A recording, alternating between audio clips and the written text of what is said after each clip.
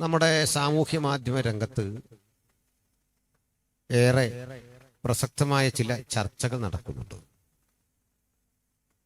അത് സിനിമയെ പറ്റിയുള്ളതല്ല. എന്നെ സംബന്ധിച്ചിടത്തോളം അതിനെപ്പറ്റി ഒരു അഭിപ്രായം പറയാനും ഞാൻ ആളല്ല. എന്നാൽ ആദരണീയനായ SNDP യോഗം ജനറൽ സെക്രട്ടറി ശ്രീ വെള്ളാപ്പള്ളി നടേശൻ അവർ വളരെ ശ്രദ്ധേയമായൊരു പ്രസ്താവന നടത്തുകയുണ്ടായി. അടുത്ത പെന്തക്കോസ്ത് സഭകൾ പണം മുടക്കി അല്ലെങ്കിൽ പണം കൊടുത്ത് ആളുകളെ, വിശേഷിച്ച് ഹിന്ദു സഹോദരങ്ങളെ മതം മാറ്റുന്നു എന്ന ഗുരുതരമായ ഒരാരോപണമാണ്. ഇതിനോട് പ്രതികരിച്ചുകൊണ്ട് മിക്ക ക്രിസ്ത്യൻ അപ്പോളജിസ്റ്റുകളും മറുവശത്ത് ധാരാളമായിട്ടുള്ള സഭാ നേതൃത്വത്തിലെ പ്രധാനികളുമൊക്കെ പ്രതികരിച്ചു.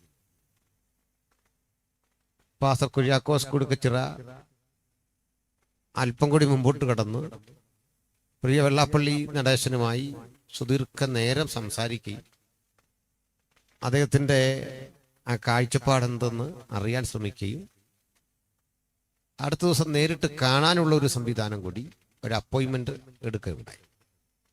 അതൊക്കെ അതിൻ്റെ വഴിക്ക് നിങ്ങൾക്ക് മനസ്സിലാവും. അദ്ദേഹത്തോട് പ്രതികരിച്ചുകൊണ്ട് ധാരാളം കമന്റുകൾ കണ്ടു. ചില കമന്റൊക്കെ വളരെ മോശമാണ്. അതൊന്നുമല്ല മര്യാദ. മറ്റൊന്ന്, അതോട് ബന്ധപ്പെട്ട് ചിലർ പറഞ്ഞു അദ്ദേഹം മാപ്പ് പറയണം. അതിൻ്റെ ഒന്നും ഒരാവശ്യമില്ല, ആവശ്യമില്ലാത്ത കാര്യമാണ്. അദ്ദേഹത്തിൻ്റെ ഒരു അഭിപ്രായം പറഞ്ഞു എന്നതിനപ്പുറത്ത് അദ്ദേഹത്തിന് ബോധ്യം വരുമ്പോഴാണ് പ്രസ്താവന പിൻവലിക്കേണ്ടത്. പക്ഷെ പ്രസ്താവനയിലെ ആരോപണം അല്പം ഗുരുതരമായതുകൊണ്ട് ഞങ്ങൾക്കും മറുപടി പറയേണ്ടി വരുന്നു എന്നത് ബഹുജനങ്ങൾ ക്ഷമിക്കും എന്ന് കരുതുകയാണ്.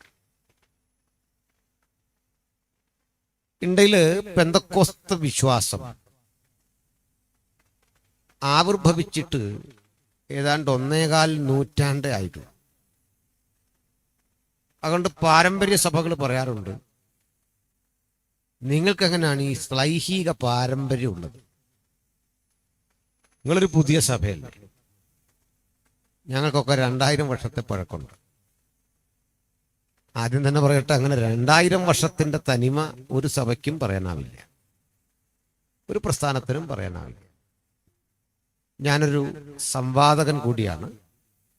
ഇത്തരം വിഷയങ്ങൾ വളരെ ചരിത്ര പശ്ചാത്തലത്തെ മുൻനിർത്തി തന്നെ ഓരോ സഭയും തുടങ്ങിയതും ആ സഭകളിലേക്ക് ഓരോ ആചാരങ്ങൾ കടന്നു വന്നതും ആചാരങ്ങൾ അക്രൈസ്തവമായി മാറുന്നതും ചിലത് ദുരാചാരങ്ങളായി മാറുന്നതും ഒക്കെ വിശദീകരിച്ചിട്ടുണ്ട്. മറ്റൊന്നുകൂടി, ഈ പെന്തക്കോസ്ത് എന്ന് പറയുന്നത് ആഗോള സഭയ്ക്കകത്ത് നിന്ന് തന്നെ രൂപമെടുത്ത, ആഗോള ക്രിസ്ത്യാനിത്വത്തിന്റെ ഉള്ളിൽ നിന്ന് രൂപമെടുത്തൊരു നവീകരണ പ്രസ്ഥാനമാണ്, റിഫർമേഷൻ മൊമെന്റ്. അങ്ങനെ രൂപപ്പെട്ടതാണ്. നിങ്ങളാരോ സംസാരിക്കുന്നുണ്ട്, ശാന്തരായിട്ടിരിക്കണം കേട്ടോ. മൊബൈലൊന്നും ഇപ്പോൾ വിളിക്കരുത്, ശ്രദ്ധിച്ചിരിക്കണം.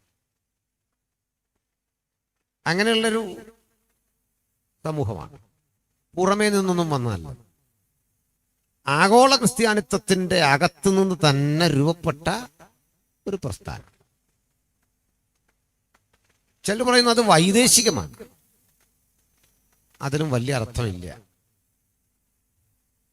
നമ്പർ 314 അസൂസ സ്ട്രീറ്റ്, കാലിഫോർണിയ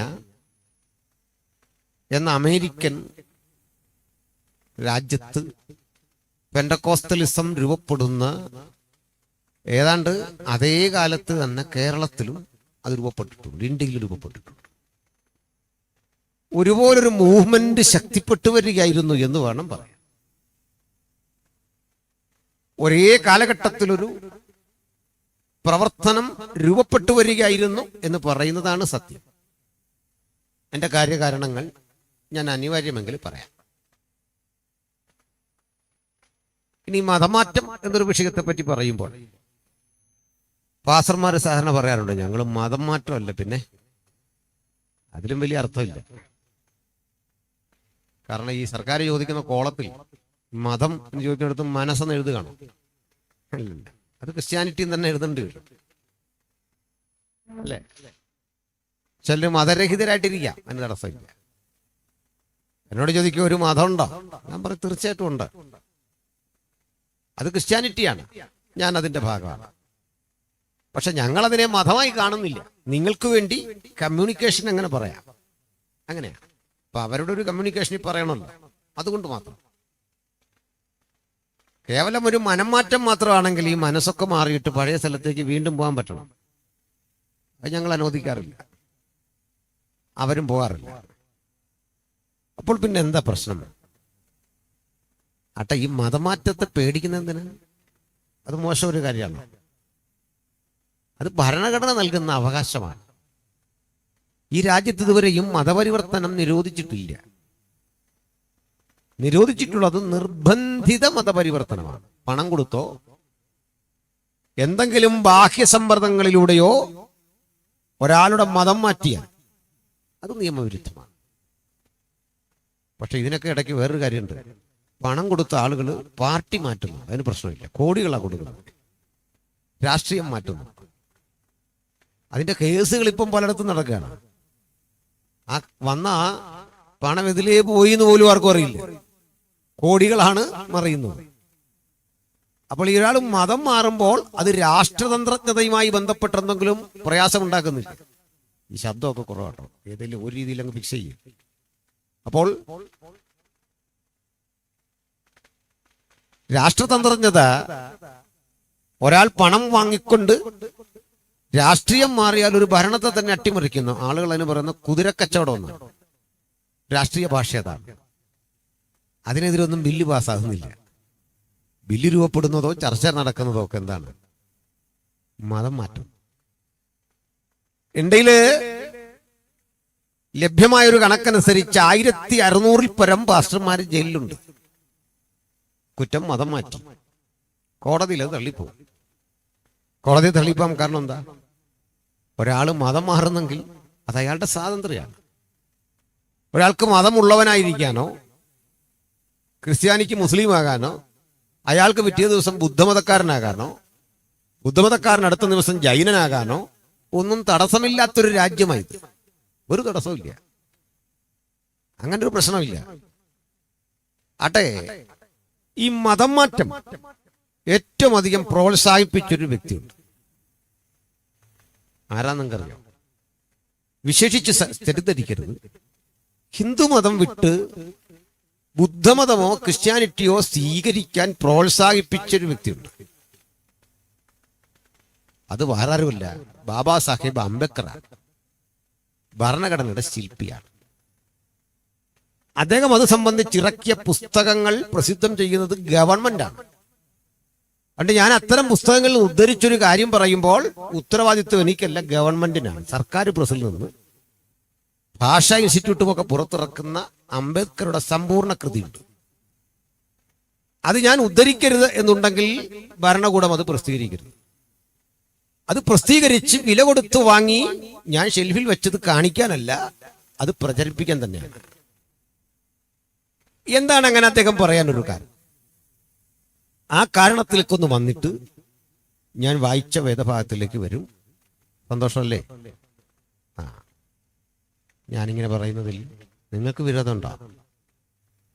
ഇത് ഞാനും ഈ ജെയ്സ് പാണ്ഡനാടും ഒക്കെ ഇത് പറയുന്നു. ഞാനിങ്ങനൊക്കെ പറയുന്ന ഒരാളാണെന്ന് അറിഞ്ഞുകൊണ്ടേ എന്നെ വിളിക്കാവും. പക്കാ ബൈബിളും തന്നെ മാത്രം പറഞ്ഞ് പോകുന്ന ദൈവാസന്മാരുണ്ട്, അത് നല്ലതാണ്. ഓരോരുത്തർക്കും വിളിയും നിയോഗവും ഉണ്ടല്ലേ, ശ്രദ്ധിക്കുക. അപ്പോൾ എന്താണ് പറഞ്ഞു? നമ്മുടെ രാജ്യം ഇന്ത്യ ഏതെങ്കിലും ഒരു മതത്തിന്റെ രാജ്യമല്ല. മുമ്പും അങ്ങനെ ആയിരുന്നില്ല. ചിലർ പഠിപ്പിക്കുന്ന അങ്ങനല്ല. ഇന്ത്യ പണ്ട് മഹത്തരമായ പാരമ്പര്യമുള്ളൊരു രാജ്യമായിരുന്നു. ആ പാരമ്പര്യത്തെ വൈദേശികർ വന്ന് ആക്രമിച്ചു തകർത്തെന്നും ആ ഇന്ത്യയെ രൂപപ്പെടുത്തി തിരിച്ചെടുക്കലാണ് നമ്മുടെ പദ്ധതി എന്നും ഒക്കെ ആളുകൾ പറയാറുണ്ട്. അത് ചിലർ വീണും പോയിട്ടുണ്ട്. എന്നാൽ മറ്റൊന്നുകൂടി ചേർത്ത് പറയും. ജൂതന്മാര്, ആദ്യം ക്രൈസ്തവര്, പിന്നെ ജൂതന്മാര്, പിന്നെ ഡച്ചുകാര്, പിന്നെ പോർച്ചുഗീസുകാര്, ഇടയ്ക്ക് മുസ്ലിങ്ങൾ ഒക്കെ ഈ രാജ്യത്ത് ചേക്കേറിയപ്പോ ഈ രാജ്യം അവരെ കൈക്കൊണ്ടു, അവരെ എല്ലാം സ്വീകരിച്ചു. ഈ രാജ്യം അത്ര വിശാലമായിരുന്നു. വന്നവരാകട്ടെ ഈ രാജ്യത്തെ നശിപ്പിച്ചു. ഇതും തെറ്റാണ്. ഒരു വിശാലത കൊണ്ടുമല്ല ഈ രാജാക്കന്മാർ വന്നവരെ സ്വീകരിച്ചത്, കച്ചവടത്തിനായിരുന്നു. അതിനും എൻ്റെ പക്കൽ തെളിവുണ്ട്, വ്യക്തമായ തെളിവ്. ഞാൻ ചരിത്രത്തിൽ ഒരു ബിരുദാനന്തര ബിരുദധാരിയാണ്. അത് നിങ്ങൾ തെറ്റിദ്ധരിക്കരുത്. അതും ഫസ്റ്റ് ക്ലാസ്സിലാണ് ഞാൻ ബിരുദാനന്തര ബിരുദം ചരിത്രത്തിൽ പാസ്സായി. ആധികാരികമല്ലാത്ത കൃതികളിൽ നിന്ന് ഉദ്ധരിക്കില്ല. പറയുന്നവയ്ക്ക് തെളിവുണ്ടാകും. ആ തെളിവ് നിരത്താൻ കഴിയുന്നില്ല എങ്കിൽ ഇങ്ങനെ തന്നെ വന്ന് ക്ഷമാപണം നടത്തും. ആദ്യം പറയട്ടെ, നമ്മൾ ഇന്ന് കാണുന്ന തരത്തിൽ ഒരു ഇന്ത്യ രൂപപ്പെട്ടത് 1947 ശേഷമാണ്. അതിനും ഇന്ത്യ എന്ന് വിളിക്കാവുന്ന ഒരു ഭൂപടം നമ്മുടെ മുമ്പിലില്ല. അഥവാ ഉണ്ട് എന്ന് പറയാൻ കഴിയുമെങ്കിൽ ഒരു ഘട്ടത്തിൽ ചന്ദ്രഗുപ്ത മൗര്യൻ ഭരിച്ച ഇന്ത്യയാണ്. പിന്നീട് മഹാനായ അശോകൻ ഭരിച്ച ഇന്ത്യ, അതിനുശേഷം അക്ബറും ഹുമയൂണും ഒക്കെ ഭരിച്ച ഇന്ത്യയാണ്. അതിൽ പാകിസ്ഥാനും അഫ്ഗാനിസ്ഥാനും ഒക്കെ ഉൾക്കൊള്ളുന്ന ഭാഗം. അതിൽ നമ്മുടെ സൗത്ത് ഇന്ത്യ ഇല്ലതാനും, കേരളമൊന്നുമില്ല. ചന്ദ്രഗുപ്ത മൗര്യന്റെ മതമേതാ? അത് ബുദ്ധമതമാണ്. അശോകന്റെ മതമേതാ? അത് ബുദ്ധമതമാണ്. ബാബറുടെയും ഹുമയൂണിന്റെയും മതമേതാ? അത് ഇസ്ലാം മതമാണ്. വേറെ ഏതെങ്കിലും ഒരു മതം ഇന്ത്യ എന്ന മഹാരാജ്യത്തെ അതിന്റെ പൂർണ്ണമായ അതിരുകളെ മുഴുവൻ കേന്ദ്രീകരിച്ച ഒരു ഭരണം നടത്തിയിട്ടില്ല. 47 മുമ്പ് നമ്മുടെ ഇന്ത്യ തന്നെ 700ഓളം നാട്ടുരാജ്യങ്ങളാണ്. കേരളം അതിൽ തന്നെ വീണ്ടും 3ആയി വിഭജിക്കപ്പെട്ട് കിടന്ന ഒരു രാജ്യമാണ്. കേരളം അറിയപ്പെട്ടിരുന്നത് തിരുവിതാംകൂർ, കൊച്ചി, മലബാർ. ഈ 3 രാജ്യങ്ങൾക്കകത്ത് വീണ്ടും ദേശവാഴികളും നാടുവാഴികളും നാട്ടുരാജാക്കന്മാരും ഉണ്ടായിരുന്നു. അവർ തമ്മിലടിച്ചു കഴിയുകയായിരുന്നു. ഇന്ത്യയിലെ ഇത്തരം ചെറുകിട രാജ്യങ്ങളെ ഏകോപിപ്പിച്ച് ഇന്ത്യൻ യൂണിയനിനുള്ളിലേക്ക് ചേർത്ത ആള് സർദാർ വല്ലഭായ് പട്ടേലായിരുന്നു. അദ്ദേഹം മുൻകൈയെടുത്ത് ഈ നാട്ടുരാജ്യങ്ങളൊക്കെ ലയിപ്പിച്ചു.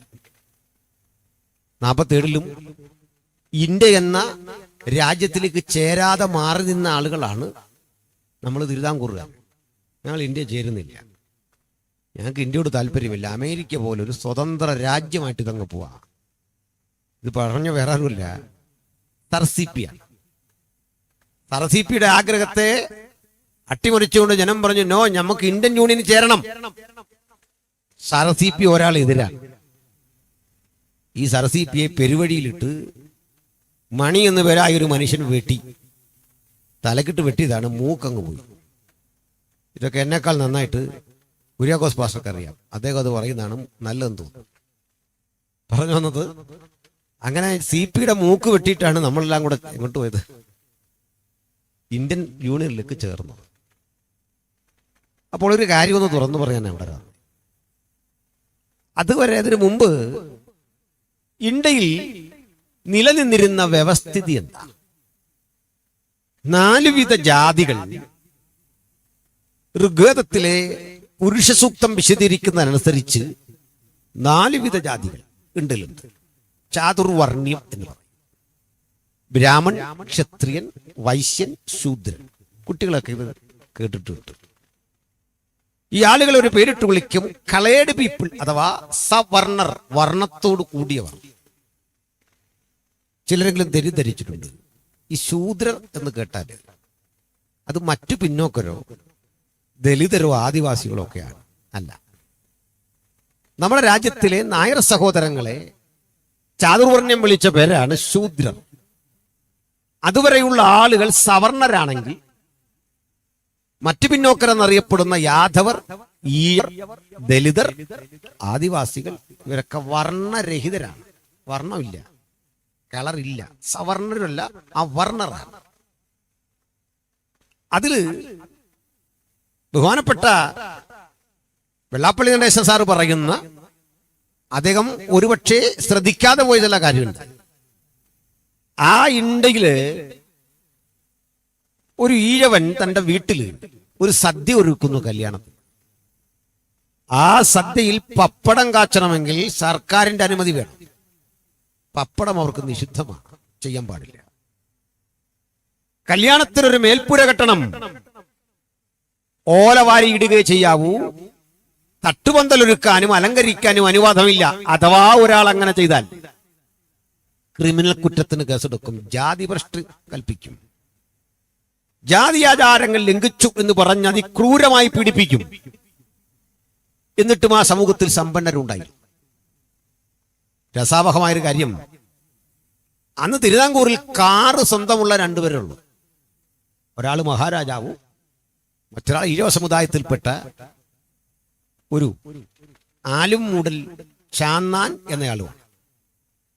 അദ്ദേഹത്തിന്റെ കാർ ഓടിക്കുന്നത് ഒരു നായരാണ്. അപ്പോ അവർണന്റെ കാറ് സവർണൻ ഓടിക്കുക. പൈസ വേണമല്ലോ, ജോലി വേണമല്ലോ. പക്ഷെ പ്രശ്നം, അന്ന് പൊതു നിരത്തുക്കളിൽ കൂടി വരാൻ കഴിയാതിരുന്ന ആ സമൂഹത്തിന് കാറിലും പൊതുസമൂഹത്തിലൂടെ വരാൻ പറ്റില്ല. മാവേലിക്കരയിലെ പുതിയ കാവ് ക്ഷേത്രത്തിന്റെ മുമ്പിലൂടെ ഈഴവർ ആദിയായ പിന്നോക്കർക്ക് യാത്ര ചെയ്തുകൂടാ. തിരുനക്കര മൈതാനത്തും മറ്റൊന്നായിരുന്നില്ല സ്ഥിതി. തിരുനക്കര ക്ഷേത്രത്തിന്റെ തൊട്ടുമുമ്പിൽ ഒരു വാർഡുണ്ടായിരുന്നു. ആ ഈഴവർ ആദിയായവർക്ക് ഇതുവഴി പോകാൻ അനുവാദമില്ല. തീണ്ടാപ്പലക എന്നതിന് പറയുക. ഉശിരുള്ള ഈഴവക്കുട്ടികൾ ഈ തീണ്ടാപ്പാട് പലക പോക്കിക്കൊണ്ട് മീനച്ചിലാച്ചിൽ ഒഴുക്കിക്കളഞ്ഞു പോടാന്ന് പറഞ്ഞു. അത്തരം ചരിത്രമൊക്കെ നമ്മുടെ നാട്ടിലുണ്ട്. ഇപ്പുറത്ത് ഈ ആലുമുട്ടിൽ ചാന്നാൻ കാറിൽ വരുമ്പോഴേക്ക് മെയിൻ റോഡിൽ ഇറങ്ങാൻ പറ്റില്ല. അദ്ദേഹം അവിടെ ഇറങ്ങിയിട്ട് ഈ കാറ് ക്ഷേത്രവളപ്പിലൂടെ ഓടി വളവ് തിരിഞ്ഞു വരുമ്പോൾ ഇദ്ദേഹം പാടവും വരമ്പും ഒക്കെ കടന്ന് വിയർത്തു കുളിച്ച് ഇടവഴിക്ക് കയറി നീക്കണം. സ്വന്തം കാറിൽ കയറുന്ന അവസ്ഥയാ പറഞ്ഞത്. ഇത് നടപ്പിലായിരുന്നൊരു രാജ്യമാണ് നമ്മുടേത്. ചില പറയും സമ്പന്നർക്ക് ജീവിക്കാം, സമ്പത്തുണ്ടോ എവിടെയും ജീവിക്കാൻ തെറ്റായിരുന്നു. നമ്മുടെ രാജ്യത്തൊരു വലിയ സമ്പന്നനുണ്ടായിരുന്നു, ജഗജീവൻ റാം എന്ന പേര്. ജഗജീവൻ റാം കോൺഗ്രസിന്റെ നേതാവായിരുന്നു. ഈ ജഗജീവൻ റാം ഒരു വർഷം ടാക്സ് അടച്ചില്ല. അബദ്ധം പറ്റി ടാക്സ് അടയ്ക്കാതെ പോയതാ, ഓർത്തില്ല. ടാക്സ് അടയ്ക്കാനുള്ളൊക്കെ അടച്ചോണം. ഇന്ന് മാർച്ച് 31 കേട്ടോ. അപ്പോ നമ്മുടെ സാമ്പത്തിക വർഷം തീരുകയാണ്, നാളെയൊക്കെ അടച്ചാൽ മതി. ജഗജീവൻ റാമിനോട് ചോദിച്ചു, സാർ നിങ്ങളെന്താ ടാക്സ് അടയ്ക്കുക? അറിഞ്ഞില്ല. എത്രയാണെന്ന് അറിയണ്ടേ അദ്ദേഹത്തിന് ടാക്സ്? ഒരു വർഷത്തെ 25 ലക്ഷം ഇന്ത്യൻ റുപ്പിയാണ്. നോക്കണോ, 25 ലക്ഷം ഇന്ത്യൻ റുപ്പി അടയ്ക്കേണ്ട സമ്പന്നനായ ദലിതൻ അന്ന് ഇന്ത്യയിൽ ഉണ്ടായിരുന്നു. പക്ഷെ പ്രശ്നം എന്താ? സാമൂഹ്യ ശ്രേണിയിൽ ഈ ചാതുർവർണ്ണ്യം മനുഷ്യനെ പല തട്ടിൽ ഇങ്ങനെ വിഭജിച്ചിട്ടിരുന്നു. ഇതിന്റെ ഹാങ് ഓവർ വിട്ട് പുറത്തു വരാത്ത ഒരാളായിരുന്നു ആദരണനായ മഹാത്മജി പോലും. അദ്ദേഹം വൈശ്യനായിരുന്നു. നിങ്ങൾ 1932 പൂന പാക്ട് എന്നൊന്ന് വായിക്കണം. ഞാനിവിടെ വിശദീകരിച്ച് വന്നതെന്നറിയണ്ടേ, ഈ മതം മാറ്റം എന്നൊരു പദത്തെ പറ്റി പറയാനാണ്. 1932 വരെ പൂന പാക്ട് ഗാന്ധിജി മുൻകൈ എടുത്തുകൊണ്ട് ഈർവാഡ ജയിലിൽ മരണം വരെ നിരാഹാരം അനുഷ്ഠിക്കുന്നു എന്ന പ്രചരണം, അതുവരെ ഇന്ത്യയിലെ സ്ഥിതി അറിയണ്ടേ? ബ്രിട്ടീഷുകാർ ഇന്ത്യ വിട്ടു പോകാൻ തുടങ്ങും. ഇന്ത്യയുടെ ഭരണം ആരെ ഏൽപ്പിക്കണം? ഈ ചർച്ച കൊടുമ്പുരി കണ്ടപ്പോൾ, കണക്കെടുത്തപ്പോൾ മുസ്ലിം ആരാണെന്ന് കണ്ടുപിടിക്കാനായി. അവർക്ക് അവരുടെ ആചാരങ്ങളും അനുഷ്ഠാനങ്ങളും രീതികളുമുണ്ട്. ക്രൈസ്തവരാരെ കണ്ടുപിടിക്കാം. അപ്പോൾ ഒരു ചോദ്യമേറുന്നു, ആരാണൊരു ഹിന്ദു? ആ ചോദ്യത്തിന് ഋഗ്വേദം ഒറ്റ മറുപടി പറയൂ: ബ്രാഹ്മൺ, ക്ഷത്രിയൻ, വൈശ്യൻ, ശൂദ്രൻ. ആട്ടകന്റെ പ്രിയപ്പെട്ട സുഹൃത്തെ, ഏത് പ്രമാണത്തിന്റെ അടിസ്ഥാനത്തിലാണ് മറ്റു പിന്നോക്കരാദിയായ ആളുകൾ ഹിന്ദുവാകുന്നത് എന്ന് വിശദീകരിക്കാൻ കഴിയില്ല. ഏതാണ് അതിന്റെ മാനദണ്ഡം? ഏത് ചരിത്രമാണ് അതിന്റെ ആധാരം? ഓരോ ആധികാരിക രേഖകളിലും ഇതര വ്യക്തികളുടെ സൃഷ്ടിയെപ്പറ്റി പറയുന്നില്ല. 4 പേരുടെ സൃഷ്ടിയെപ്പറ്റി മാത്രമേ അവിടെ പ്രതിപാദ്യമുള്ളൂ. 8 കോടി വരുന്ന യാദവർ ഇന്ത്യ മഹാരാജ്യത്തുണ്ട്. ലക്ഷക്കണക്കിന് വരുന്ന മറ്റു പിന്നോക്കരുണ്ട്. ആദിവാസികളും ദലിതരുമുണ്ട്. ഇവരെ ആര് സൃഷ്ടിച്ചുവെന്ന് ഋഗ്വേദം മിണ്ടുന്നില്ല. അവരെങ്ങനെ ഹിന്ദുവാകും? മനസ്സിലായോ? ചോദ്യം ഉന്നയിച്ച ബഹുമാന്യ സുഹൃത്തെ, അങ്ങനെ ഹിന്ദുവാകും? ഏതാണ് അതിലെ പ്രമാണം? പറയൂ. പിന്നെങ്ങനെ മതം മാറും? ഏത് മതത്തിലായിരുന്നു അങ്ങ്? തെളിവെന്ത്? ഏത് വേദത്തിലെ പേര്? എവിടെയാണ് പ്രതിപാദ്യം? എവിടെയാണ് രേഖ? ഇല്ല, ഇല്ലെന്ന് തീർത്തു പറഞ്ഞുകൂടാ. അതിലെ കാരണത്തിലൊക്കെ വരാം. 32-ന് ശേഷമുണ്ട്, അതിന് മുമ്പില്ല. 32-ന് മുമ്പ് നടന്ന സംഭവമുണ്ട്. വട്ടമേശ സമ്മേളനം തന്നെ പേര്. കുഞ്ഞുങ്ങൾ ശാന്തരായിട്ടിരുന്നേ, അവിടെ അടങ്ങിരി. 1932-ന് മുമ്പ് വട്ടമേശ സമ്മേളനം നടക്കുമ്പോൾ അംബേദ്കർ ആ വട്ടമേശ സമ്മേളനത്തിൽ പറഞ്ഞു, വി ആർ നോട്ട് ഹിന്ദുസ്, ഞങ്ങൾ ഹിന്ദുക്കളല്ല. ജ്യോതിബ ഫുലെ പറഞ്ഞു, ഞങ്ങൾ ഹിന്ദുക്കളല്ല. ഇനി വേണ്ട, SNDP യോഗത്തിന്റെ ആദ്യകാല ജനറൽ സെക്രട്ടറിമാരിൽ ഒരാളായ ഈ മാധവന്റെ ഒരു പുസ്തകത്തിന്റെ പേര് തന്നെ സ്വതന്ത്ര സമുദായം. ഇപ്പോഴും ആ പുസ്തകം കിട്ടും. കൊല്ലത്തെ മൈത്രി ബുക്സ് പുറത്തിറക്കുന്ന ആ പുസ്തകത്തിന്റെ ടൈറ്റിൽ തന്നെ മറ്റൊന്നുകൂടി പറയുന്നു, ഈഴവർ ഹിന്ദുക്കളല്ല. പറയുന്ന ഞാനല്ല, അനിൽ കൊടുത്തോട്ടുമല്ല, ഈ മാധവൻ, ഞങ്ങൾ ഹിന്ദുക്കളല്ല. മഹത്തായ വൈക്കം സത്യാഗ്രഹം നടക്കുമ്പോൾ അതുമായി ബന്ധപ്പെട്ടുള്ള ആലോചനകളിൽ ചർച്ചകൾക്കൊടുവിൽ മഹാനായ മദൻ മോഹൻ മാളവ്യ നമ്മുടെ നാട്ടിൽ വന്നു. മദൻ മോഹൻ മാളവ്യ ഉച്ചത്തിൽ വിളിച്ചു പറഞ്ഞ അവസാനം ജയ് ശ്രീറാം. തൊട്ടുമുമ്പിൽ കെട്ടിരുന്ന ഈഴ സമുദായത്തിൽപ്പെട്ട സഹോദരൻ അയ്യപ്പൻ അവരൊന്ന് തിരിച്ചു പ്രതികരിച്ചു, ജയ് രാവണ. ഭയങ്കര ശബ്ദമായി. അദ്ദേഹം പറഞ്ഞു, സാർ, ഇപ്പോൾ രാജ്യം ഭരിക്കുന്ന ബ്രിട്ടീഷുകാരല്ലേ? ബ്രിട്ടീഷുകാരുടെ രാജാവിന്റെ പേര് ജോർജ് എന്നല്ലേ?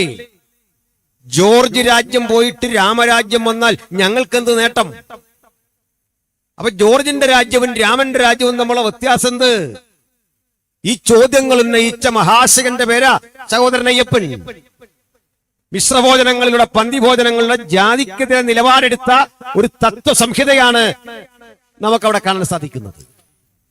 32-ലെ ഈ ചർച്ചകൾക്കൊടുവിൽ മഹാത്മജി ഒരു അപകടം മണത്തു. ബ്രിട്ടീഷുകാർ പോകുമ്പോഴേക്കും മുഹമ്മദ് അലി ജിന്ന ഇന്ത്യ ഭരിക്കും. കാരണം ഭൂരിപക്ഷം മുസ്ലിങ്ങളാണ്. കണക്കനുസരിച്ച് ഈ 4 ഗ്രൂപ്പ് ഇപ്പുറത്തുള്ളെങ്കിൽ ജിന്ന ഇന്ത്യ ഭരിക്കും. തന്ത്രശാലിയായ മഹാത്മജി ബാക്കി മുഴുവൻ ആളുകളെയും ഹിന്ദു ലിസ്റ്റിൽ പെടുത്തി. മനസ്സിലാകുന്നുണ്ടോ? അങ്ങനെ ആ മറ്റു പിന്നോക്കരും ദലിതരുമൊക്കെ 1932-ന് ശേഷം മാത്രമാണ് ഈ ലിസ്റ്റിനകത്ത് കടന്നത്. മനസ്സിലായോ? 32-ന് ശേഷം. അതിന്റെ പേരാ പൂന പാക്ട്, പൂന കരാർ. പൂന പാക്ടിന് മുമ്പ്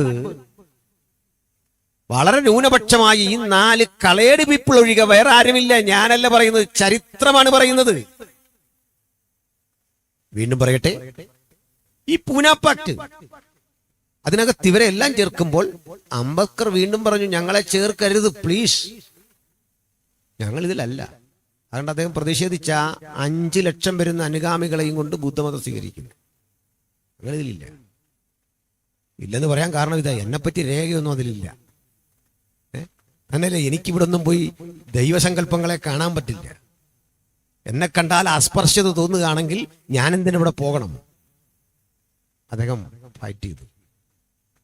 അപ്പോൾ ഗാന്ധിജി പറഞ്ഞു, അങ്ങനല്ല, നമ്മൾ ഒറ്റക്കെട്ടായിട്ട് നിൽക്കണം, നമുക്ക് ഒന്നിച്ചു നിൽക്കണം. പറഞ്ഞ് അവസാനം ഈർവാഡ ജയിലിൽ ഗാന്ധിജി നിരാഹാരം.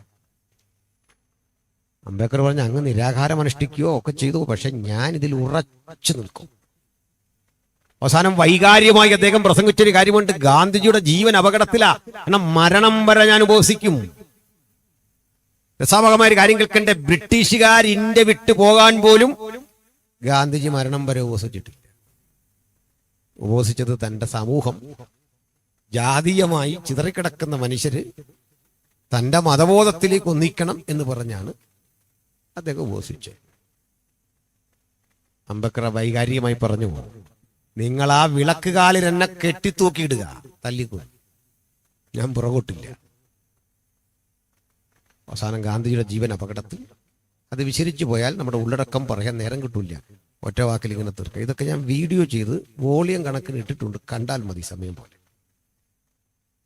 അപ്പോൾ അന്നുണ്ടാക്കിയൊരു ലിസ്റ്റ് അനുസരിച്ച് ബുദ്ധിസ്റ്റുകളും ജൈനന്മാരും ബാക്കി സകലരെയും ഈ പേരിൽ ഉൾപ്പെടുത്തി. അവർക്ക് തന്നെ അറിയില്ല അത് ഹിന്ദുവാണോ, തങ്ങൾ എന്തുകൊണ്ട് ഇങ്ങനെ ഒന്നും അറിയില്ല, പ്രമാണങ്ങളിലൊന്നും അതില്ല. അങ്ങനെയുള്ള ജനത ലയിച്ചിട്ടും ലയിക്കാതെ ഈ സമൂഹത്തിൽ കിടക്കുമ്പോ ഇന്ത്യയിലേക്ക് വന്ന മിഷനറിമാരെന്തു ചെയ്തു?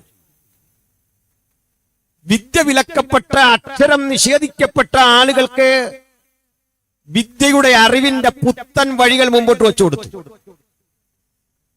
അതെനിക്കൊന്ന് കൃത്യമായി വിശദീകരിക്കാനുണ്ട്. ഈ രാജ്യത്ത് ദൈവസങ്കല്പങ്ങളിൽ അഞ്ഞിട്ടല്ല, ആ ദൈവസങ്കല്പങ്ങൾ മോശമാണെന്ന് പറയാനുമല്ല ഞാൻ നിൽക്കുന്നത്. ഓരോ പ്രവൃത്തിക്കും ദൈവസങ്കല്പങ്ങളുള്ള മഹത്തരമായ ചിന്താധാര ഇവിടെ ഉണ്ട്, എനിക്ക് സംശയമൊന്നുമില്ല. ഇവിടെ നിന്ന് നളന്തയുണ്ട്, തക്ഷശിലയുണ്ട്, പൗരാണികന്മാരായ സയന്റിസ്റ്റുകൾ ഈ രാജ്യത്തുണ്ട്. വൈദ്യശാസ്ത്ര രംഗത്ത് ഗവേഷക പ്രാധാന്യമുള്ള വലിയ ചിന്തകൾ രൂപപ്പെട്ടിട്ടുണ്ട്. ഗണിതശാസ്ത്രജ്ഞനായ ആര്യഭടനുണ്ട്, വാഗ്ഭടാനന്ദനുണ്ട്. നമ്മുടെ നാട്ടിലേക്ക് വീണ്ടും നിന്നാൽ ശുശ്രുതനെ പോലെയുള്ള വൈദ്യന്മാരുണ്ട്. ചരകനും ധന്വന്തരിയുണ്ട്, ചരകസംഹിതയും ധന്വന്തരിയുടെ പഠനങ്ങളുമുണ്ട്. മാത്രല്ല വിദ്യാഭ്യാസത്തിനൊരു ദേവത തന്നെ ഉണ്ട്. അത് നമുക്ക് മാത്രമല്ല, ഗ്രീസിലുമുണ്ട്. മിനർവ എന്നായിരുന്നു പേര്. അതിനെ ട്യൂട്ടോറിയലും മറ്റും മിനർവ എന്ന് പേരിടുന്നു. എന്റെ പ്രശ്നം ഇതൊന്നും അല്ലെന്നീ. കാര്യം ഇതൊക്കെ ഉണ്ടെങ്കിലും ഇവരാരും ആനിൽക്കൊടുത്തോട്ടത്തിന് വിദ്യ തന്നില്ല. മനസ്സിലായോ? എന്നെപ്പോളൊന്ന് പഠിക്കാൻ പറ്റിയില്ല. എനിക്ക് ഇത് പറയാനൊരു കോംപ്ലക്സും ഇല്ല, ഒരു ബുദ്ധിമുട്ടുമില്ല. ഞാൻ അക്ഷരം പഠിച്ചത് മഹാനായ നമ്മുടെ ബെഞ്ചമിൻ ബെയ്ലി കോട്ടയത്ത് വന്ന ശേഷം എനിക്ക് പഠിക്കാൻ സാധിച്ചത്. ഞാൻ ബെഞ്ചമിൻ ബെയ്ലിയെ ആരാധിക്കണോ ബഹുമാനിക്കണോ, ഈ പറയപ്പെട്ട കക്ഷികളോട് പ്രതിപത്തി പുലർത്തണോ? ഇത്രയും സിമ്പിള കാര്യം, പണമല്ല കാര്യം. തീർച്ചയായും ഞാൻ മതപരിവർത്തനം ചെയ്ത് യേശുവിനെ സ്വീകരിച്ച ആളാണ്, വിശ്വമൊന്നും വേണ്ട. എനിക്കെന്റെ റീസൺസ് ഉണ്ട്, എന്റെ കാരണം. ആ കാരണങ്ങളിൽ ഒന്ന് പറയാൻ എനിക്കൊരു കോംപ്ലക്സും ഇല്ല. നിങ്ങളങ്ങനെ അടിച്ചേൽപ്പിച്ചാൽ അപകർഷതാബോധം വരുന്ന ആളുമല്ല ഞാൻ. എന്റെ കാര്യം പറയും, എന്റെ കാര്യം പറയുന്നു. അടുത്ത കാലത്ത് കേട്ടില്ലേ കർവാപ്പസി? എന്നോട് രാഹുൽ ഈശ്വർ പറഞ്ഞാണ്, കർവാപ്പസി നിങ്ങളെല്ലാം തിരിച്ചു വരണം. ഞാൻ പറഞ്ഞു, മിസ്റ്റർ രാഹുൽ, ചാതുർവർണ്ണ്യത്തിന്റെ 4 അളവിലും പെടാത്ത ഞാൻ നിങ്ങളുടെ അരിയിലേക്ക് വന്നാൽ നിങ്ങൾ എന്നെ ആരായിട്ടാ തിരിച്ചെടുക്കുന്നേ? ബ്രാഹ്മണായിട്ടാ, ക്ഷത്രിയനായിട്ടാ, വൈശ്യനായിട്ടാ, ശൂദ്രനായിട്ടാ? എന്റെ ജോലി എന്താ? എന്റെ പണി എന്താ? അപ്പോഴേ ഇവിടെ ചില ശുദ്ധീകരണമൊക്കെ ആവശ്യമുണ്ടെന്നേ, അതൊക്കെ പോയി ചെയ്യ്. ഇവിടെ നടക്കേണ്ട ചില അനിവാര്യതകളുണ്ട്. അത്തരം ചില ശുദ്ധീകരണത്തിന് മതം വശംവദമാകുന്നില്ലെങ്കിൽ മതത്തിന്റെ ആചാരങ്ങളെ ദുരാചാരം എന്ന് പറയും.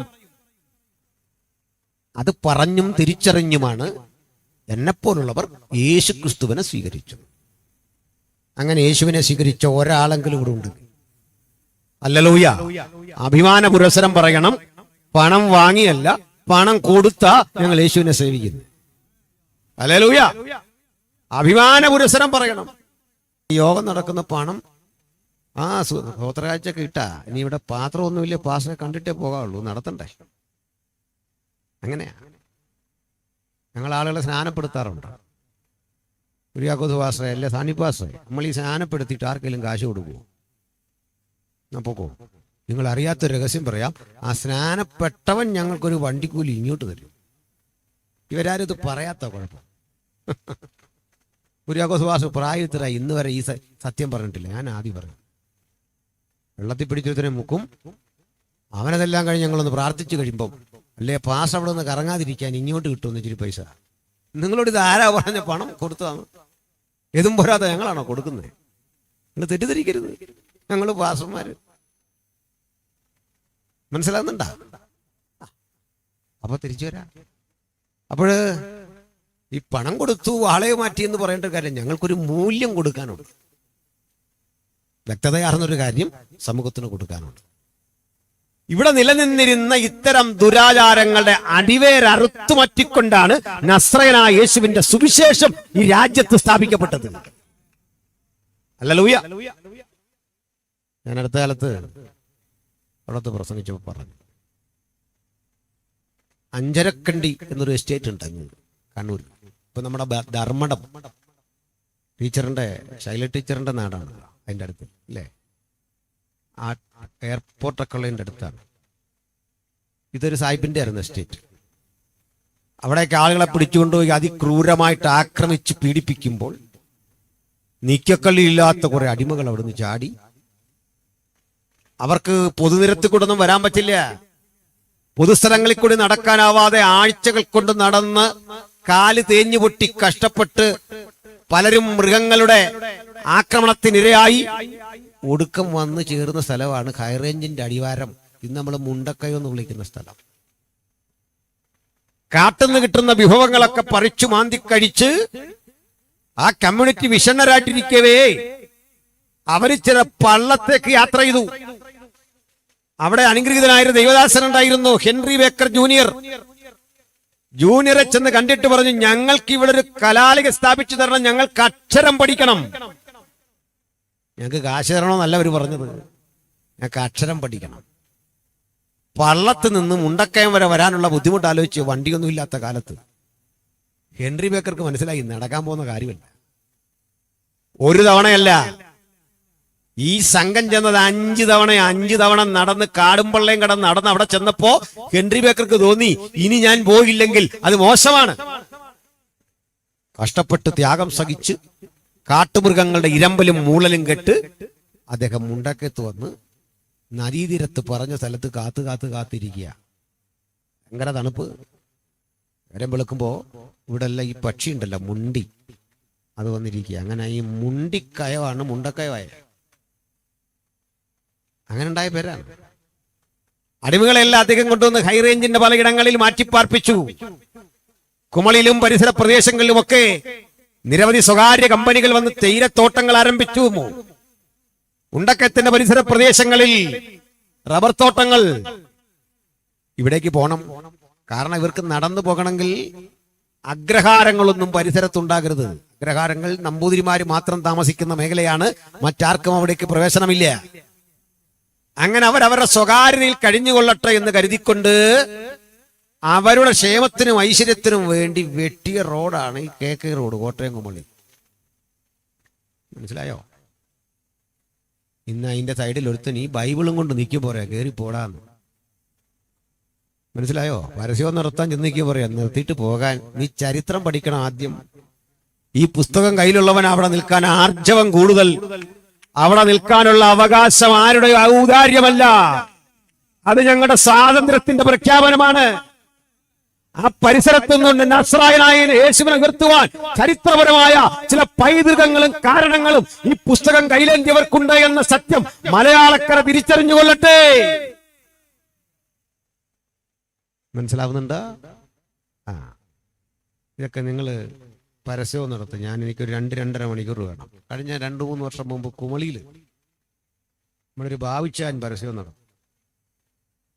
അവിടെ വന്ന് ഞാനിതൊക്കെ കുറെ സംസാരിച്ചാണ്. KK റോഡും MC റോഡും ഒക്കെ വന്നതും മഹാരാജാസ് തുടങ്ങിയതും.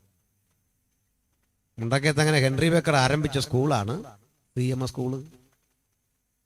മനസ്സിലായിട്ടുണ്ടാ? അങ്ങ് കോട്ടയത്ത് CMS കോളേജ്. CMS കോളേജ് കോട്ടയത്ത് നമ്മൾ ആരംഭിക്കുമ്പോഴേ സർക്കാരിന് സ്വന്തം LP സ്കൂളില്ലാത്ത കാലമാണ്. രാജ്യം ഭരിക്കുന്ന രാജാവിന് സ്വന്തം സ്കൂളില്ലാത്ത കാലമാണ്. എന്നിട്ട് ചിലർ വന്ന് ബോധപൂർവം നമ്മളെടുത്ത് പറഞ്ഞു തരികയാണ്, ഇന്ത്യക്ക് ഭയങ്കര ശ്രേഷ്ഠമായ ഗുരു പരമ്പരയൊക്കെ ഉണ്ട്. ശരിയാണ്, ഓലയൊക്കെ കൊണ്ട് മനുഷ്യനെ എഴുതാനും പഠിക്കാനും ഒക്കെ പോയിട്ടുണ്ട്. ഓല എഴുതി പഠിച്ചിട്ടില്ലേ?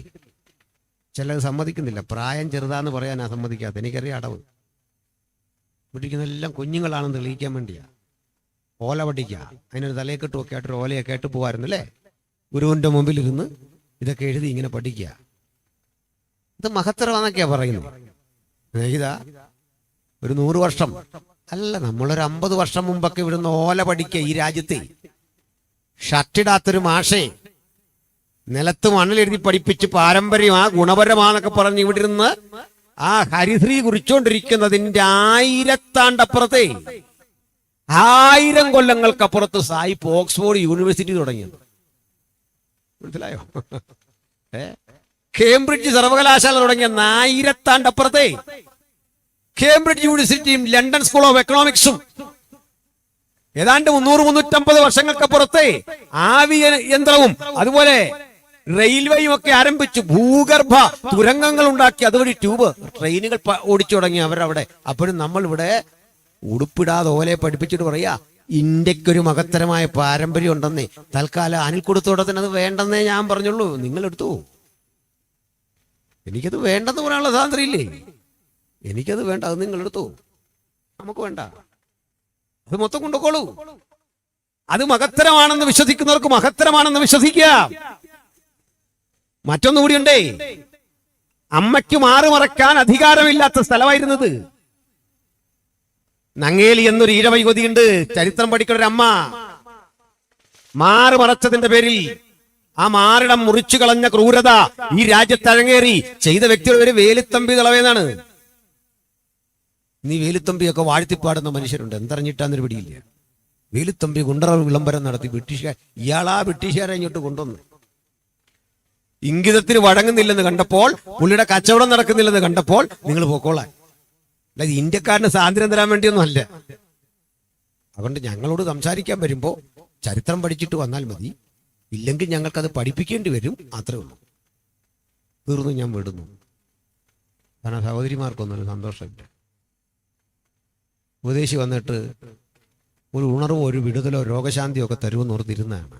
അതിപ്പോൾ കിട്ടും. പിന്നെ കാര്യം കൂടെ ഗ്രഹിച്ചു പോവും, വസ്തുതകൾ മനസ്സിലാക്കി പോവും. ശല്യം പറയാണ്ട് നിങ്ങൾ എന്തിനാ ഇതൊക്കെ പറയുന്നത്? ഞാൻ പറയുന്നത് ഭരണഘടന തരുന്ന സ്വാതന്ത്ര്യമാണ്, നിങ്ങൾ ഉപയോഗിക്കാത്തവരുടെ കുഴപ്പമാണ്. നമുക്ക് മാത്രമേ ഉള്ളൂ അങ്ങനെ ഇങ്ങനെ പറയണമെന്ന് വല്ല തിട്ടൂര് എവിടെയെങ്കിലും ഉണ്ടോ? അങ്ങനെയൊന്നുമില്ല. നമ്മൾ മാത്രം പറയുമ്പോൾ ഇങ്ങനെ അടങ്ങി ഒതുങ്ങി അതൊന്നുമില്ല. ഇത് രാജഭരണമൊന്നുമല്ല. ഹല്ലേലൂയ, സ്തോത്രം.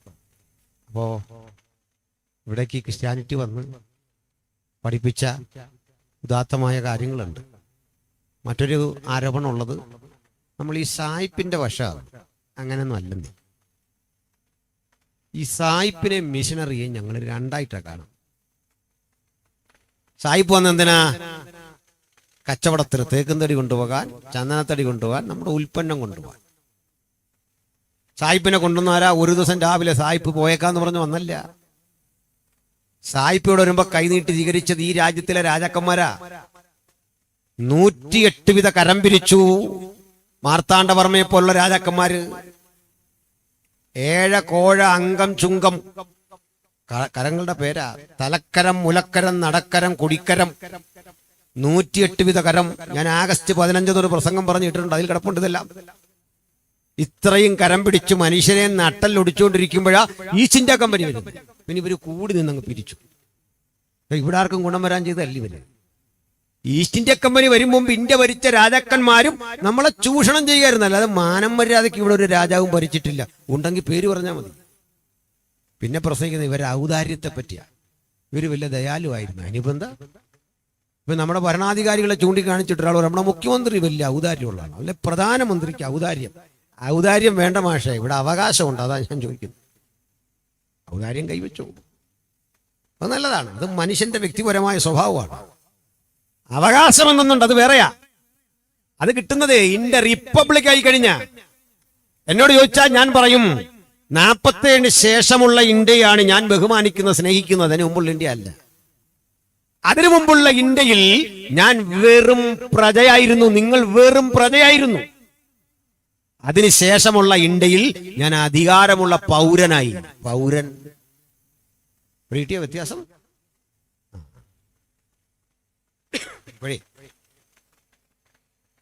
ഈ രാജ്യത്ത് മിഷണറിമാർ വന്നത് കൊള്ളയടിക്കാനല്ല. അവർക്ക് അവിടേക്കുള്ള സ്വത്ത് വിറ്റിട്ടാണ് ത്യാഗം സഹിച്ച് ഇവിടെ വന്ന് ഈ പണിയെല്ലാം എടുത്തത്. ചിലർ ഇവരെ തന്നെ മരിച്ചടങ്ങി. ഒരു പിടി മണ്ണും കൊണ്ടുപോയില്ല, ഒരു തരി പൊന്നും കൊണ്ടുപോയില്ല, ഒരു ഉറുപ്പിക ഇവിടുന്ന് കൊണ്ടുപോയില്ല. വലിയ സൗകര്യങ്ങൾ ജീവിച്ച മിഷണറിമാർ തോമസ് നോട്ടനും ബെഞ്ചമിൻ ബെയ്ലിയും വില്യം കേരിയും ഒക്കെ ഈ രാജ്യത്ത് വന്ന് നമുക്ക് വേണ്ടി പൊരുതി മരിച്ചടങ്ങിയായിരുന്നു. നമുക്ക് വിദ്യാഭ്യാസം നൽകാൻ, നമ്മളെ പരിഗണിക്കാൻ. അവരാണ് വ്യാകരണം ഉണ്ടാക്കിയത്. നിങ്ങൾക്കറിയണ്ടേ, ഇന്ത്യയിലെ 85 പരം ഭാഷകളിൽ നിഘണ്ടു ഉണ്ടാക്കിയത് യേശുവിന്റെ അനുഗാമികളായ മിഷണറിമാരായിരുന്നു. 125 ഭാഷകൾക്ക് വ്യാകരണമുണ്ടാക്കി ക്രമീകൃതമാക്കിയത് യേശുവിന്റെ അനുഗാമികളായ മിഷണറിമാരായിരുന്നു. ഈ രാജ്യത്തെ രൂപപ്പെടുത്തി ഇന്ന് കാണുന്ന അളവിലേക്ക് ആധുനികതയുടെ മനുഷ്യാവകാശങ്ങളുടെ വഴിത്താരകൾ സൃഷ്ടിച്ചുകൊണ്ട് മനുഷ്യരാശിക്ക് മാറ്റം വരുത്തിയ ഉജ്ജ്വലമായ സന്ദേശം നസ്രയനായ യേശുക്രിസ്തുവിന്റെ സുവിശേഷമായിരുന്നു. ആ സുവിശേഷത്തെ ഈ രാത്രി കേൾപ്പവരുടെ നടുവിൽ വിശ്വാസത്തിന് ആധാരമായി ഉയർത്തി കാണിച്ചുകൊണ്ട് അതിന്റെ സാരാംശം, അതിന്റെ സന്ദേശം, അതിന്റെ ഉള്ളടക്കം ഇങ്ങനെ ഘോഷിക്കട്ടെ: മറ്റൊരു വലുതും രക്ഷയില്ല, നാം രക്ഷിക്കപ്പെടുവാൻ ആകാശത്തിന് കീഴിൽ മനുഷ്യരുടെ ഇടയിൽ നൽകപ്പെട്ട ഒരേ ഒരു നാമം കർത്താവായ യേശുക്രിസ്തുവിന്റെ നാമം. ആമേൻ. ഹല്ലേലൂയ, ഹല്ലേലൂയ. അപ്പോൾ ഇതിനിടയിൽ ഇവിടെ ഈ ആംഗ്ലിക്കൻ സഭകളും അതിനു മുമ്പ് തന്നെ യാക്കോബായ സഭകളിലെ ഓർത്തഡോക്സ് സഭകളുടെ പ്രാചീനമായൊരു രൂപം ഇവിടെ നിലനിന്നിരുന്നു. പോർച്ചുഗീസുകാർ വന്നതോടെ കത്തോലിക്ക സഭയുണ്ടായി കേരളത്തിൽ. ഇതെല്ലാവരും യാഥാർത്ഥ്യമാണ്. ഈ മിഷനറിമാരാദ്യം വന്ന് ചെയ്തത് തദ്ദേശീയരായ യാക്കോബായ ഓർത്തഡോക്സ് വിശ്വാസം കൈക്കൊള്ളുന്ന ആളുകളെ ബൈബിളിലേക്ക് നയിക്കുക എന്നതായിരുന്നു. അതുവരെ ഇവിടെ ഉണ്ടായിരുന്ന ക്രിസ്ത്യാനിറ്റിക്കകത്ത് ദുരാചാരങ്ങളുടെ വലിയ ഒരു ശൃംഖല തന്നെയായിരുന്നു. പലതരം ദുരാചാരങ്ങൾ, മന്ത്രവാദം വരെ ക്രൈസ്തവർക്കിടയിൽ ഉണ്ടായിരുന്നു. കൊടും മന്ത്രവാദികൾ ക്രിസ്ത്യാനികൾക്കിടയിൽ ഉണ്ടായിരുന്നു. പ്രാകൃതങ്ങളായ ദുരാചാരങ്ങളിലൂടെ, അനാചാരങ്ങളിലൂടെ കോഴി വെട്ടുന്ന, ഗുരുതി നടത്തുന്ന, മന്ത്രവാദം ചെയ്യുന്ന, ആഭിചാരകർമ്മം ചെയ്യുന്ന ഏർപ്പാടുകൾ നിലനിൽക്കവേ മിഷണറിമാർ അമ്പരന്നുപോയി. ഇവർക്കിതെങ്ങനെ? കാരണം ഒന്ന്, ഇവിടെ ആരുടെയും കൈ ബൈബിളില്ല. ഉള്ള ബൈബിളാകട്ടെ സുറിയാനി ഭാഷയില. അത് വായിക്കുന്നവനും കേൾക്കുന്നവനും ഒന്നും പിടികിട്ടില്ല. കേട്ട നമ്മൾ കുറിയോ ലൈസൻ എന്ന് പറഞ്ഞിട്ട് വീട്ടിൽ പോകും. ഉള്ളതാകട്ടെ സർക്കുലേറ്റിംഗ് ലെറ്റർ പോലെ ഇന്ന് ഇവിടെ വായിച്ച ബൈബിള് മത്തായിയുടെ സുവിശേഷം കീറിയെടുത്ത് അടുത്ത സ്ഥലത്ത് കൊടുക്കണം. അപ്പോഴേക്ക് മർക്കോസിന്റെ സുവിശേഷം കറങ്ങി ഇവിടെ വരും. പുസ്തകമില്ല. അന്ന് കേരളത്തിലൊരു ബിഷപ്പ് ലോർഡ് ഗാംബിയർക്ക് ഇംഗ്ലണ്ടിലേക്ക് അയച്ച കത്തിന്റെ കോപ്പി കോട്ടയം CMS പ്രസിൽ ഇരിപ്പുണ്ട്. ഇപ്പോഴും ആർക്കൈവ്സിൽ ഇരിപ്പുണ്ട്. ബൈബിളിന്റെ പ്രതികൾ ഞങ്ങൾക്ക് അയച്ചു തരണം. മിഷണറിമാർ ബൈബിൾ പഠിപ്പിച്ചു. ഇന്ത്യൻ ക്രൈസ്തവരെ ബൈബിൾ ആഴത്തിൽ പഠിപ്പിക്കാൻ ശ്രമങ്ങൾ നടത്തി. മീനച്ചിലാറിന്റെ തീരത്ത് സെമിനാരി ആരംഭിച്ചു. നമ്മളിന്ന് പഴയ സെമിനാരി എന്ന് വിളിക്കുന്ന സ്ഥാപനം. ഇതൊക്കെ ആരംഭിച്ച് പഠനം അങ്ങോട്ട് തുടങ്ങിക്കഴിഞ്ഞപ്പോൾ വളരെ വളരെ ശ്രമിച്ചിട്ടും പരമ്പരാഗതമായി ഇവിടുത്തെ ക്രൈസ്തവർക്ക് ഒരു മാറ്റമില്ല. ബിഷപ്പുമായിട്ട് നേരിട്ട് സംസാരിച്ചപ്പോ അന്നത്തെ ബിഷപ്പ് മാവേലിക്കരയിൽ ഇരുന്നു കൊണ്ട് മിഷണറിമാരുടെ ബന്ധം വിച്ഛേദിച്ച് കേരള സഭ പോകേണ്ട മലങ്കര സഭ എങ്ങനെ പോകണം എന്നതിനെപ്പറ്റി ഒരറിയിപ്പ് പുറത്തിറങ്ങി. അതിന്റെ പേര് പ്രസിദ്ധമായ മാവേലിക്കര പടിയോല. 1936 മാവേലിക്കര പടിയോലയുടെ കാലം. മാവേലിക്കര പടിയോല വരെയാണ് മിഷണറിമാരും ഇവിടുത്തെ ക്രിസ്ത്യാനികളുടെ ചേർന്ന് പോയത്. അപ്പൊ മിഷണറിമാർക്ക് മനസ്സിലായി ഇതിനകത്ത് കിടന്ന് പ്രവർത്തിച്ചിട്ട് കാര്യമൊന്നുമില്ല. ജനങ്ങളിലേക്ക് ഇറങ്ങിയപ്പോൾ ഏറ്റവും അധികം ആളുകൾ അന്ന് ക്രിസ്ത്യവിശ്വാസം സ്വീകരിച്ച വിഭാഗം ഈഴവ സമുദായത്തിൽ നിന്നായിരുന്നു. വിശേഷിച്ച് മാവേലിക്കര ഭാഗത്ത് ഒക്കെ ഇന്നേറെയുള്ള ക്രൈസ്തവരിൽ അധികം പേരും ഈ കമ്മ്യൂണിറ്റിയിൽ നിന്ന് വന്നവരാണ്. അരയാ കമ്മ്യൂണിറ്റിയിൽ നിന്ന് വലിയൊരു സമൂഹം വന്നു. മലയരകർ. നമ്മുടെ തൊട്ടടുത്തുള്ള ഭൂപ്രദേശങ്ങളിൽ, പൂഞ്ഞാറും പരിസര പ്രദേശങ്ങളിൽ ധാരാളം ആളുകൾ ഈ വിശ്വാസം സ്വീകരിച്ചു വന്നു. ദലിതരാദ്യമായി വിശ്വാസം സ്വീകരിച്ചു വരുന്നത് 1824 മല്ലപ്പള്ളിയിലാണ്. മല്ലപ്പള്ളിയിൽ ആദ്യമായി വിശ്വാസം സ്വീകരിച്ചു വന്ന തെയ്യത്താൻ എന്ന പേരായ ഒരു അടിമ കാളയോട് ചേർത്ത് നിലമുഴുന്നൊരു കാഴ്ച കണ്ട് മിഷണറി ആ മനുഷ്യനെ അടിമയെപ്പോലെ വില കൊടുത്തിഞ്ഞു വാങ്ങി പിറ്റേന്ന് രാവിലെ മല്ലപ്പള്ളി ആറ്റിൽ കൊണ്ട് സ്നാനപ്പെടുത്തുകയല്ല, 1.5 കൊല്ലം വചനം പഠിപ്പിച്ചു. ആവേശം കയറിയൊന്നും സ്നാനപ്പെട്ട് വന്നവരല്ല ഈ രാജ്യത്തിലെ ഒരു ദൈവമക്കളും. സ്നാനത്തിന്റെ തൊട്ടു മുമ്പ് പഠിപ്പിച്ചു, വേണോ വേണ്ടയോ എന്ന് പലയാവർത്തി പഠിപ്പിച്ചു. ആ ഘട്ടത്തിലാണ് നിങ്ങള് സി കേശവന്റെ ജീവചരിത്രം വായിക്കണം. ഈഴവ സമുദായത്തിലുള്ള സി കേശവന്റെ നേതൃത്വത്തിൽ 25,000-ൽ പരം ഈഴവ സഹോദരന്മാർ ഒന്നടങ്കം ഒരു മാസ് കൺവേർഷന് തയ്യാറെടുത്തുകൊണ്ട്, മതപരിവർത്തനം ചെയ്യാൻ തയ്യാറെടുത്തുകൊണ്ട് തിരുനക്കര ചെന്ന് അതിനുവേണ്ട സന്നാഹങ്ങളെല്ലാം ഒരുക്കിയിട്ട് മിഷനറിയെ കണ്ടപ്പോൾ അദ്ദേഹം പറഞ്ഞെന്താണെന്നറിയണ്ടേ? ഉള്ളിന്റെ ഉള്ളിൽ യേശുവിന്റെ ചൈതന്യം വരാതെയും ബൈബിളിനെ കുറിച്ചുള്ള ആഴത്തിലെ ചിന്ത ഗ്രഹിക്കാതെയും ഒരു സമൂഹം ഒന്നടങ്കം വരേണ്ടുന്ന മാർഗമല്ലിത്. അതുകൊണ്ട് പോയി നിങ്ങളുടെ മാർഗത്തിൽ പഴയ പോലെ ജീവിക്കണം. എന്നെങ്കിലും മാനസാന്തരം വരുമ്പോൾ ഒറ്റക്കൊറ്റയ്ക്ക് വരണം. ഈ നിലപാടിന്റെ പേരാണ് ക്രിസ്ത്യാനിത്വം. അത് ഞങ്ങൾ വീണ്ടും ഊട്ടി ഉറപ്പിച്ച് പറയും. ഒരു ജനാവലി ഒറ്റക്കെട്ടായി ഞങ്ങൾ പഴയ മതം മടുത്തു, വിശ്വാസം മടുത്തു എന്ന് പറഞ്ഞ് മാറ്റത്തിനോടി വന്നാൽ സ്നാനം നൽകുന്ന മാർഗമല്ലിത്.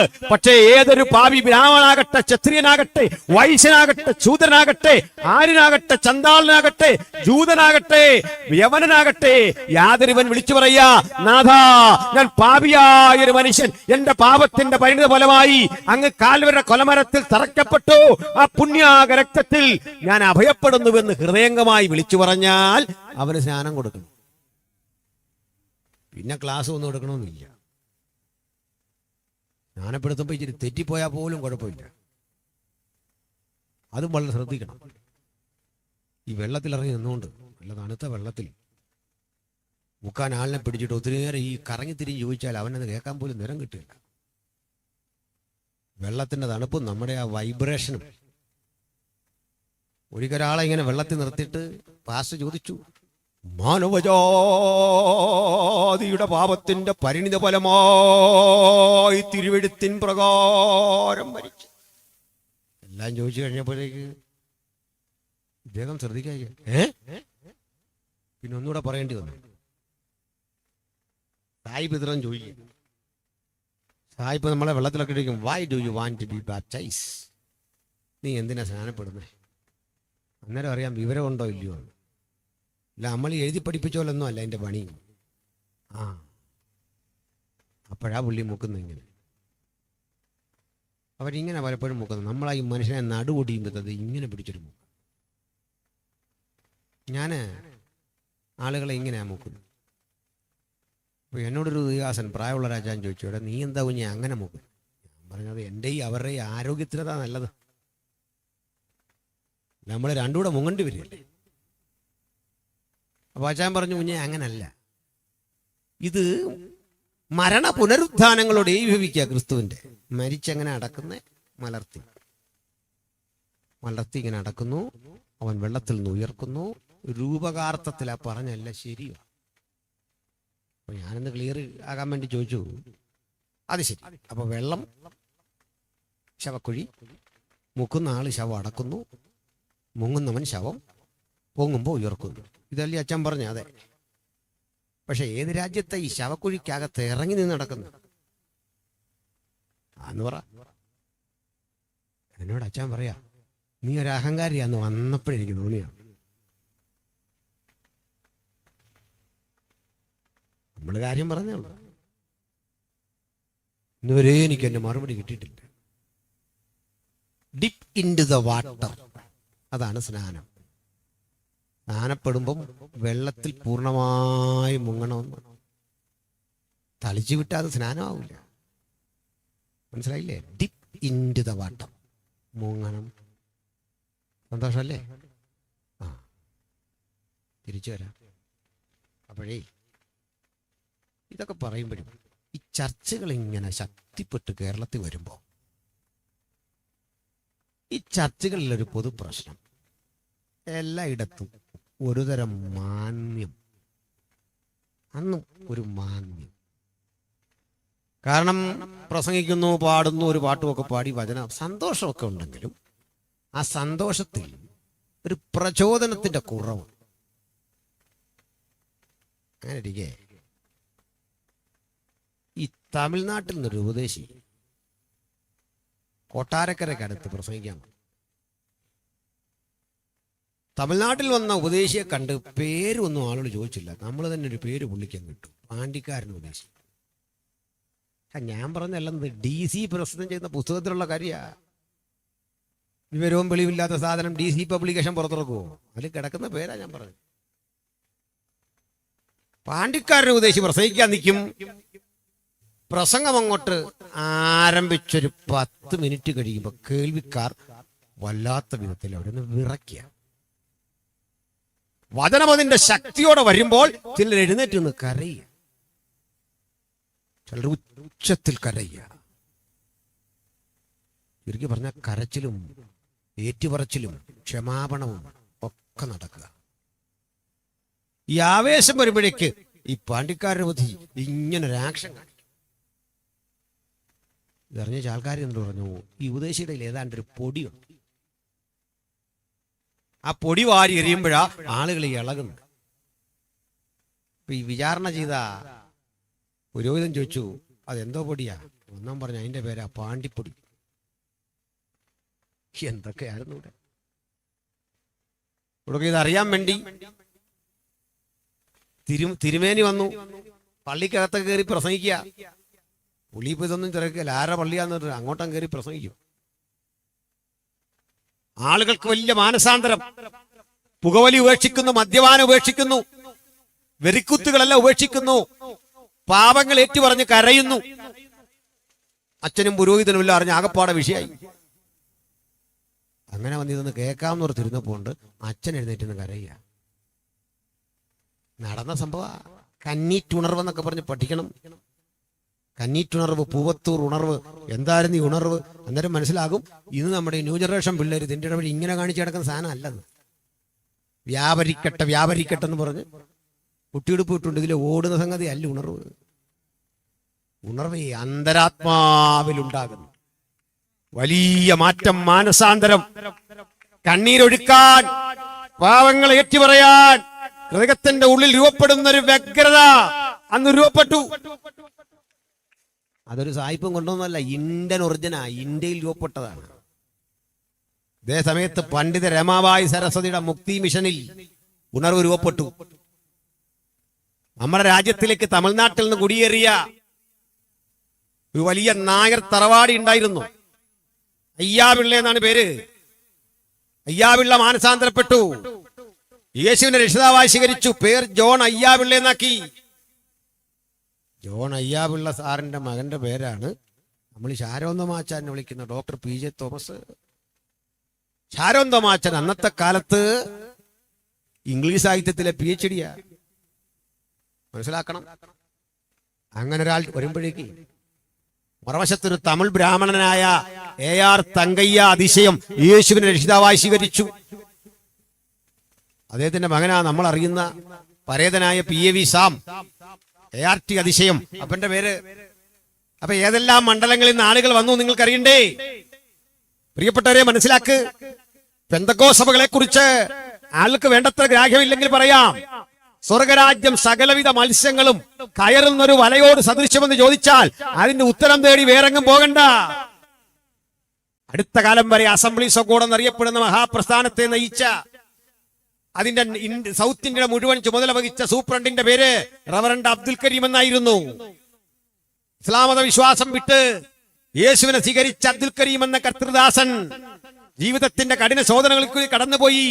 ലോകത്തിലെ ഏറ്റവും വലിയ പ്രസ്ഥാനമായ പെന്തക്കോസ്ത് സഭയായ അസംബ്ലീസ് ഓഫ് ഗോഡിന്റെ ഇന്ത്യയിലെ പ്രമുഖനായ നേതാവായി തീർന്നെങ്കിൽ ഈഴവ സമുദായത്തിൽ നിന്ന് നിരവധി ആളുകൾ ഈ മഹാപ്രസ്ഥാനത്തിന് നെടുനായകത്തിലേക്ക് എത്തിയിട്ടുണ്ട്.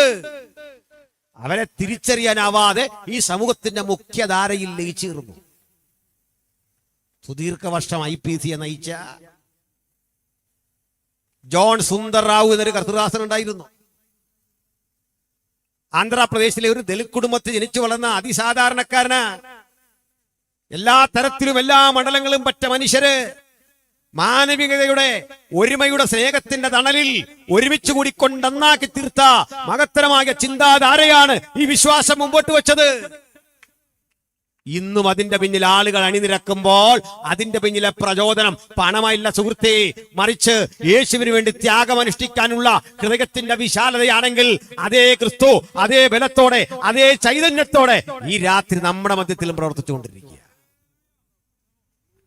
യേശുവിന് കഴിവുള്ളവരെ അല്ലെന്ന് കണ്ടേ. അവിടുന്ന് തിരഞ്ഞെടുത്ത ശിഷ്യന്മാരുടെ ഒക്കെ സ്വഭാവം അറിയോ? വിവരവും ഇല്ല, പഠിപ്പും ഇല്ല, വെളിയും ഇല്ലാത്ത 12 പേരെ യേശു തിരഞ്ഞെടുത്തു കഴിഞ്ഞ് ചാർജായി കേട്ടോ. അത് വേറെ കാര്യം. നമ്മളെല്ലാം ഇങ്ങനെ അരുതെന്ന് സമ്മതിക്കാൻ മനസ്സില്ലല്ലേ? കുര്യാക്കോസ് അതിൻ്റെ ഒന്നാമത്തെ തെളിവ്. വല്ല വെളിവുണ്ട്, വല്ല ബോധം ഉണ്ടല്ലോ. ബോധം വന്നപ്പോഴാ അത് സമ്മതിച്ചേക്കണം. ഞാൻ എന്നെൻ്റെ കർത്താവിനെ സ്വീകരിച്ചു എന്നാ ബോധം വന്നു. ഹല്ലേലൂയ. നമ്മളെല്ലാം ഇങ്ങനെ ആയിരുന്നേ. അത് പൗലോസ് ഇങ്ങനെയാണ്, പിന്നെ നമ്മളിങ്ങനെ ഉള്ളതാകുമോ? ഒരു കാലത്ത് ഇസ്രായേൽ പൗരതയോട് സംബന്ധമില്ലാത്തവൻ വാഗ്ദത്തത്തിന് അന്യൻ. നമ്മൾ പാടുന്ന അന്നേ മരിച്ചു പോയെങ്കിൽ എൻ ദൈവമേ ഞാൻ ചെന്നീവൻ നരകമതി. സഹൃദരെ, നമ്മുടെ കർത്താവിനെ ഹൃദയത്തിൽ സ്വീകരിച്ച മുമ്പോട്ട് വരുന്ന ആളുകൾക്ക് അറിവും വിവേകവും ഒന്നും ഇല്ലെങ്കിലും അതൊന്നൊരു പ്രശ്നമില്ല. പണ്ഡിതന്മാരൊന്നും ഇവിടെ ഇല്ലെങ്കിലും ഒരു വിഷയമില്ല. അതൊക്കെ ദൈവം കാലാകാലങ്ങളിൽ ആരെങ്കിലുമൊക്കെ എടുത്തോളൂ. അങ്ങനെ യേശുവിന് 12 ശിഷ്യന്മാർ. ഇവരിങ്ങനെ കൂടെ നടന്നപ്പോൾ ഒത്തിരി കാഴ്ചകൾ കണ്ടു. ഒന്ന്, യേശുവിൻ്റെ പ്രസംഗ വൈഭവം. കാരണം ആ പ്രസംഗം എന്ന് പറഞ്ഞാൽ ഉപമ കൂടാതൊന്നും പറഞ്ഞില്ല. പറഞ്ഞത് തറപ്പിച്ചുറപ്പിച്ച് പറയും. മറ്റൊന്നറിയോ?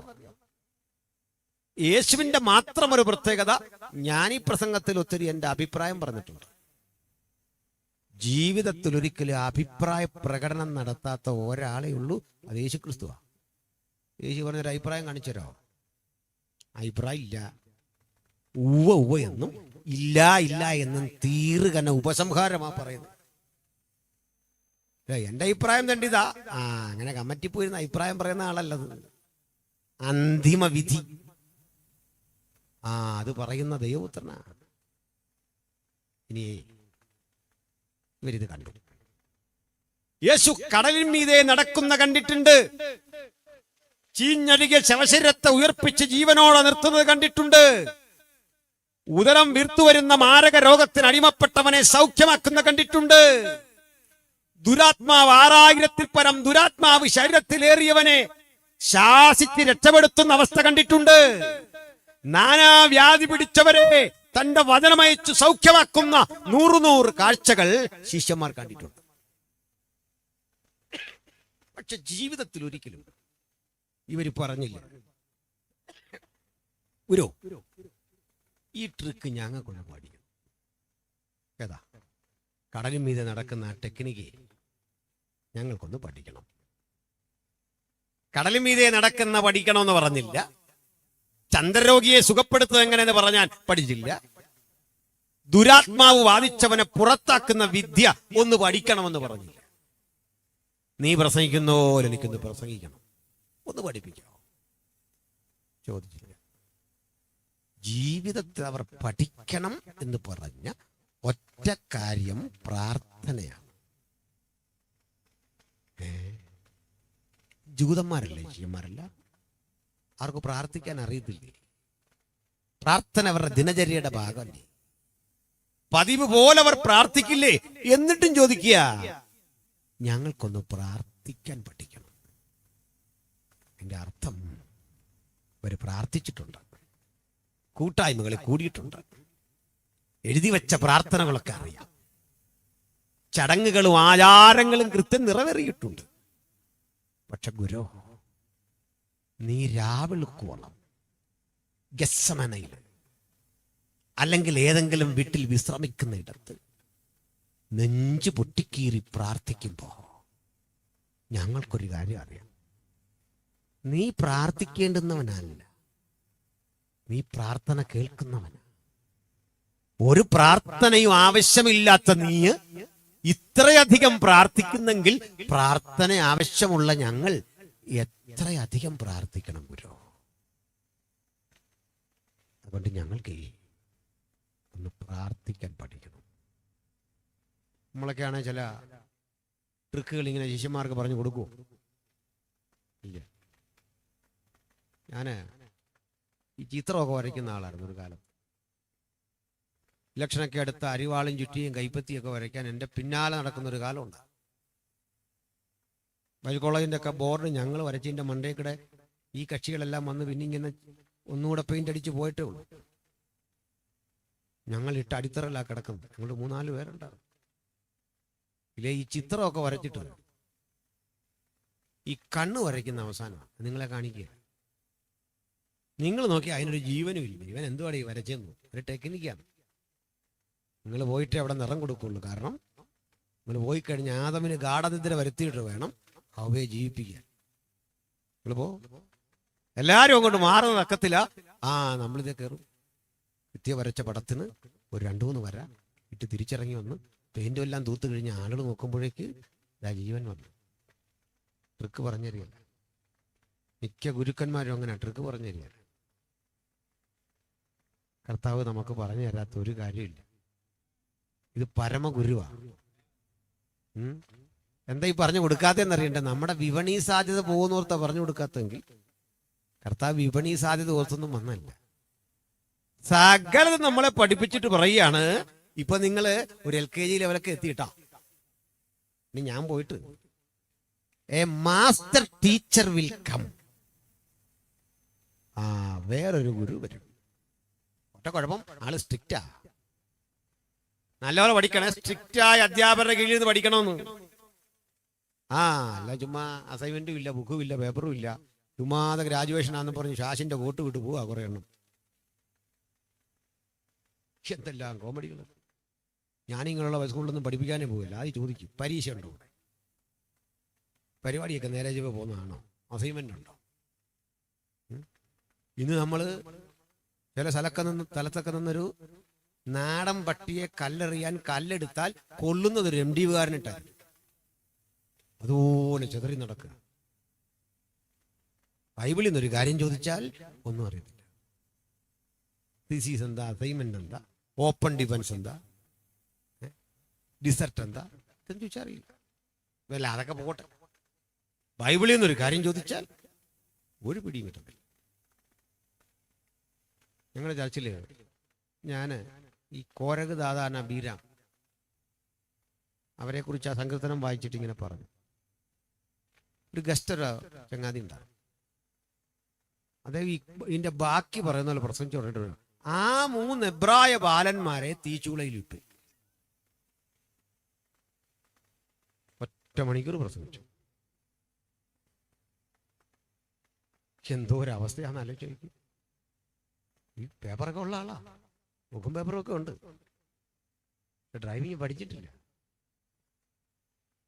എന്തോ ഒരവസ്ഥ. നമ്മുടെ ഭർത്താവിനെ ഒന്നും മറച്ചൊക്കെ എല്ലാം പഠിപ്പിച്ചിട്ട് പറഞ്ഞൊരു മാസ്റ്റർ ടീച്ചർ വരും.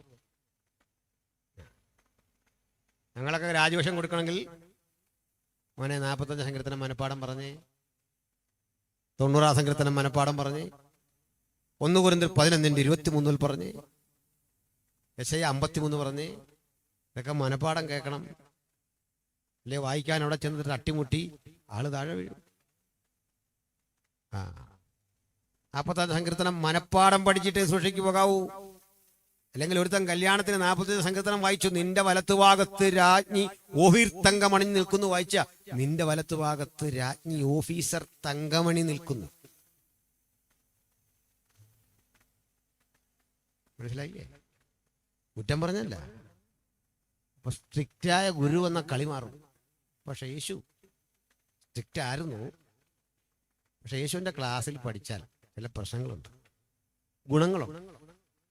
ആരും പട്ടിണി പോകണ്ട, സമൃദ്ധ ഭക്ഷണം, ഫീസ് ഒട്ടില്ല.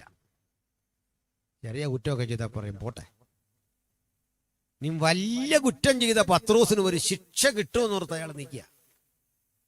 3 തവണ തള്ളിപ്പറഞ്ഞല്ലേ, 3 തവണ തള്ളിപ്പറഞ്ഞവനൊരു വലിയ ശിക്ഷ പ്രതീക്ഷിച്ച് നിൽക്കവേ പത്രോസിനെ വിളിച്ചു, ഉയർത്തെഴുന്നേറ്റിട്ടു. ഇരുത്തിയൊന്ന് നോക്കിയാൽ തന്നെ ഒരു ശിക്ഷയാണ്. അടുത്തു വന്നു, യുഹാനയുടെ മകനായ ശിമോനെ, നീ എന്നെ സ്നേഹിക്കുന്നോ? എനിക്ക് നിന്നോട് പ്രിയമുണ്ട്. 3 വട്ടം പറഞ്ഞു. അന്നേരമൊക്കെ പറഞ്ഞു, എൻ്റെ കുഞ്ഞാടുകളെ മേയ്ക്കണം കേട്ടോ. ഒരു ശിക്ഷയും കൊടുത്തില്ല. സ്നേഹം മാത്രമാണ്. അവൻ നമ്മുടെ പ്രകൃതി അറിയുന്നു. നാം പൊടിയെന്നവൻ ഓർക്കുന്നു. ക്ഷമയാണ് അവിടുത്തെ സവിശേഷത. ശിഷ്യഗണങ്ങളൊക്കെ ക്ഷമിച്ചു. യൂദയും മടങ്ങി വന്നിരുന്ന അവനോട് ഉൾക്കൊണ്ടുപോകാനാണ് കർത്താവ് ഇരുന്നത്. മടങ്ങി വരണം. പക്ഷെ ഒരു കാര്യം, പിരിയാനേരം പറഞ്ഞു, ഞാൻ പോവാ. ഞാൻ ചെന്നിട്ട് വാഗ്ദത്തത്തിൻ പരിശുദ്ധാത്മാവിനെ നിങ്ങൾക്ക് അയച്ചു തരും. അവൻ സകല സത്യത്തിലും വഴി നടന്നു. കിടഞ്ഞു കഴിഞ്ഞാൽ ആള് പെശക, നല്ല അടി. മനസ്സിലാവുന്നോ? സസ്പെൻഡ് ചെയ്താൽ തിരിച്ചെടുക്കുന്ന ആളല്ലെന്നത്. മനസ്സിലായില്ല? പുത്രന് നേരെയുള്ള പാപം ക്ഷമിക്കും, പരിശുദ്ധാത്മാവിന് നേരെയുള്ള ദൂഷണം ക്ഷമിക്കപ്പെടുകയില്ല. Master teacher will come. അതിഞ്ഞ് വരും. ഭക്ഷണം ഉണ്ടാവില്ല, കയ്യിന്ന് പോകും. എൻട്രൻസ് ഉണ്ടല്ലോ, അതങ്ങോട്ട് പാസ്സാകുന്നതിൻ്റെ തന്നെ അടിയായിരിക്കും ആദ്യം കിട്ടുന്നത്. അയ്യോ, ഇതൊക്കെ ഉദ്ദേശിച്ച് ബൈബിളിൽ അതേന്ന് പറഞ്ഞുതരാം. ഒരുത്തൻ എൻട്രൻസ് എഴുതി പാസ്സായി. ഡെമാസ്കസിന്റെ പടിക്കാതിൽ കൊച്ചൊരു ഒരെണ്ണം കൊടുത്തു. അന്നിന്റെ കാഴ്ച അന്ന് പോയതാ. 3.5 കൊല്ലം പഠിച്ചു, മരുഭൂമി കിടന്ന. ബാക്കി ശിഷ്യന്മാരൊക്കെ യേശുവിന്റെ പാദത്തിലിരുന്ന് ഭക്ഷണം കഴിച്ചു പഠിച്ചു. പെരുന്നാളുകളൊക്കെ വരുമ്പോൾ മാർക്കോസിന്റെ മാളിക മുറിയിൽ ഒരുമിച്ച് കൂടി സന്തോഷിച്ചെങ്കിൽ, പരിശുദ്ധാത്മാവ് വന്നു കഴിഞ്ഞപ്പോൾ പൗലോസ് എന്ന മനുഷ്യൻ പഠിച്ചതേ അതികഠിനമായ ദാരിദ്ര്യത്തിലും കഷ്ടപ്പാടിലും വേദനയിലും ത്യാഗങ്ങളിലും കല്ലേറുമൊക്കെ കൊണ്ട. പക്ഷെ വ്യത്യാസം എന്താണെന്നറിയണ്ടേ? ആത്മാവിൽ പഠിച്ചവന്റെ ചങ്കുറപ്പിന് മുമ്പിൽ പിടിച്ചു നിൽക്കാൻ ഒരുവരും കഴിയാത്ത വിധത്തിൽ അത് അനുഭവങ്ങളുടെ സമാഹാരമാണെങ്കിൽ, ഈ രാത്രി ദൈവാത്മാവിന്റെ പ്രവൃത്തിക്ക് ആരാണ് ഏൽപ്പിച്ചു കൊടുക്കുന്നത്? ആരുമറിയാത്ത പാഠങ്ങളിലൂടെ, ആരുമറിയാത്ത അറിവുകളിലൂടെ, ആരും പോകാത്ത മണ്ഡലങ്ങളിലൂടെ അവിടുന്ന് നമ്മൾ ഉപയോഗിക്കുന്ന ദൈവമാണ്. ഹല്ലേലൂയ. അങ്ങനെയുള്ള നമ്മുടെ കർത്താവ് ശിഷ്യന്മാർക്കൊരു പ്രാർത്ഥന പറഞ്ഞു കൊടുത്ത് പഠിപ്പിക്കുക. ഇവിടെ നമ്മൾ ചിലര് ഈ പ്രാർത്ഥന ചെല്ലാത്തത് എന്താണെന്ന് ആള് ചോദിക്കാറ്. ഇത് ചെല്ലുന്നതിന് എന്താ കുഴപ്പം? കുഴപ്പമുണ്ടോ? ഒരു കുഴപ്പമില്ല. പക്ഷെ ഞാൻ ചെല്ലാറില്ല. അതിന്റെ കാരണം വേറൊന്നുമല്ല. പ്രാർത്ഥിക്കാൻ അറിയാത്ത കാലത്ത് ശിഷ്യൻ ചോദിച്ചു പഠിച്ചാൽ പക്വത വരുമ്പോൾ നമുക്ക് പ്രമോഷൻ കിട്ടും. പണ്ട് അമ്മയുടെ അടുത്ത് നിന്ന് അക്ഷരം ചോദിച്ചു പഠിച്ചു. അത് ഡിഗ്രി പാസ്സായി കഴിഞ്ഞും അമ്മയുടെ അടുത്ത് ചെല്ലുവാണ് ഇതും കൊണ്ട്. അല്ല, മനസ്സിലാവുന്നോ? അപ്പം വിശ്വാസത്തിന് അളവുണ്ട്, പക്വതയുണ്ട്. ഞാൻ ക്രമേണ പറയാം. എങ്കിലും ഈ പ്രാർത്ഥനയിൽ ഒരു ഉള്ളടക്കമുണ്ട്. യേശു പറഞ്ഞു, നിങ്ങൾ ജാതികൾ ചെയ്യുന്നത് പോലെ ജൽപ്പനം ചെയ്യരുത്. അതിഭാഷണത്താൽ ഇതൊക്കെ കിട്ടുമെന്ന് അവർ വിശ്വസിക്കുന്നു. ഇതും പറഞ്ഞു ഒടുവിൽ ഒരു പ്രാർത്ഥന പഠിപ്പിച്ചു. നിങ്ങൾ ഇവണ്ണം പ്രാർത്ഥിക്കും: സ്വർഗസ്ഥനായ ഞങ്ങളുടെ പിതാവേ. കേൾക്കണേ, ലോകത്ത് മനുഷ്യരാശി തങ്ങളുടെ നിലയിൽ ഈ ദൈവത്തെ വിളിക്കാൻ ഓരോ പേരുകളുണ്ട്. പാർസിമതം ദൈവത്തിന്റെ പേരിട്ട് വിളിച്ചു. നമ്മുടെ രത്തൻ ടാറ്റയുടെയൊക്കെ മതമാണ് പാർസി, പേർഷ്യൻ മതം. ഒരു ദൈവത്തെ വിളിച്ച പേര് അഹൂര എന്നായിരുന്നു. മൊത്തം പേര് അഹൂര മസ്ത. അഹൂര ആ പേരിട്ട വിളിച്ച അഹൂര. നമ്മുടെ നാട്ടിലെ ആളുകൾ ഈശ്വരൻ എന്ന് ദൈവത്തെ വിളിക്കും. സ്വാമി സൗരമാർ അല്ലാ എന്ന് ദൈവത്തെ വിളിക്കും. ജൂതൻ വിളിക്കുന്നത് യാഹുവേ. ഇങ്ങനെയാണ്. തെറ്റൊന്നുമില്ല. സകല മതങ്ങളും ദൈവത്തെ വിളിക്കുന്നത് സ്ഥാനപ്പേർ ചൊല്ലിയാണ്. അതൊരു സ്ഥാനമാണ്. പക്ഷെ യേശുവിന്റെ പഠിപ്പിക്കലിൽ സ്ഥാനപ്പേരല്ല പ്രസക്തം. പ്രപഞ്ചനാഥനെ, ഉലകത്തിന്റെ സൃഷ്ടാവിനെ, സകലത്തിനും കാരണഭൂതനെ തന്റെ മക്കൾ എങ്ങനെ വിളിക്കണമെന്ന് യേശു പഠിപ്പിച്ചു. സ്വർഗസ്ഥനായ ഞങ്ങളുടെ പിതാവേ. അങ്ങനെ സൃഷ്ടാവിനെ പിതാവ് എന്ന് വിളിക്കുന്ന ഒരൊറ്റ മാർഗം ഉലകത്തിലുണ്ടെങ്കിൽ അത് യേശുവിന്റെ അനുഗാമികളുടെ മാർഗമാണ്. Christians addressing God as Father. എന്താ ഈ വിളിയുടെ പ്രത്യേകത?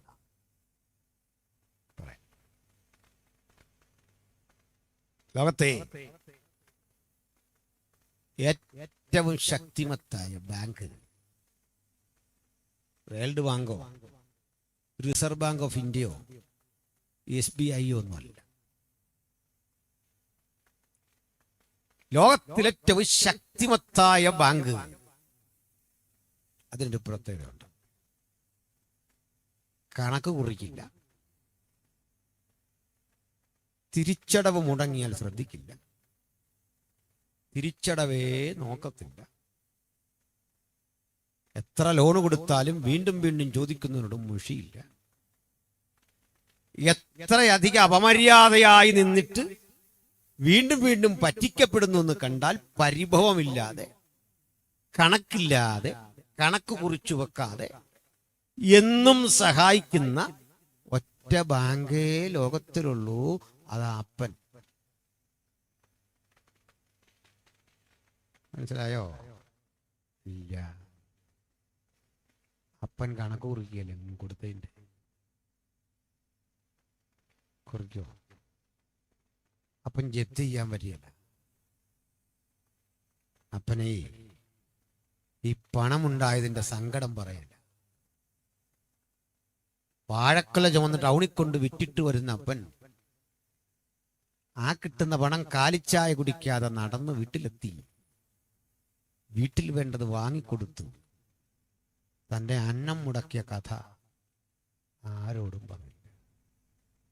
100 ദുഃഖങ്ങളെ വിഴുങ്ങി, 1000 വേദനകളെ സഹിച്ച് അങ്ങനെ പണിയെടുത്ത ആളാണ്. ശരിയാണോ? ഇന്ന് പിള്ളേരെന്താ പറയുക? തന്ത വൈബോ അങ്ങനെയൊക്കെയാ പറയുന്നല്ലേ. അപ്പന്റെ വില ഞാൻ ബോധ്യപ്പെടുത്തി തരാം. അമ്മയുടെ വിലയും പറയാം. ഈ അമ്മ ചില പ്രശ്നമുണ്ട്. അതിങ്ങനെ ഈ കണക്ക് ചിലപ്പോഴൊക്കെ പറഞ്ഞുകൊണ്ടിരിക്കും കേട്ടോ. എല്ലാവരോടും നൊന്തുപറ്റ കഥയൊക്കെ പറയും അല്ലേ, എടുത്തുകൊണ്ടിടന്നൊക്കെ പറയും. അമ്മയെക്കുറിച്ചും ഒരു വാക്ക് പറയണമല്ലോ. സകല മനുഷ്യൻ്റെയും കരളും കണ്ണും അലിഞ്ഞു പോകുന്ന യാഥാർത്ഥ്യമാണ് അമ്മയെക്കുറിച്ചുള്ള ഓർമ്മ. അമ്മ എങ്ങനെയാണ്? ചെയ്യുന്ന ജോലിക്ക് പ്രതിഫലം കിട്ടാത്ത, പരിഭവം മാത്രം കിട്ടുന്ന വ്യക്തിത്വമാണ് അമ്മ. വീണ്ടും കണ്ണീര് തുടച്ചതേ പ്രവൃത്തി ചെയ്യുമ്പോൾ ആജീവനാന്തം അഭിനന്ദനം കിട്ടാത്ത ജോലിയാണ് അമ്മ.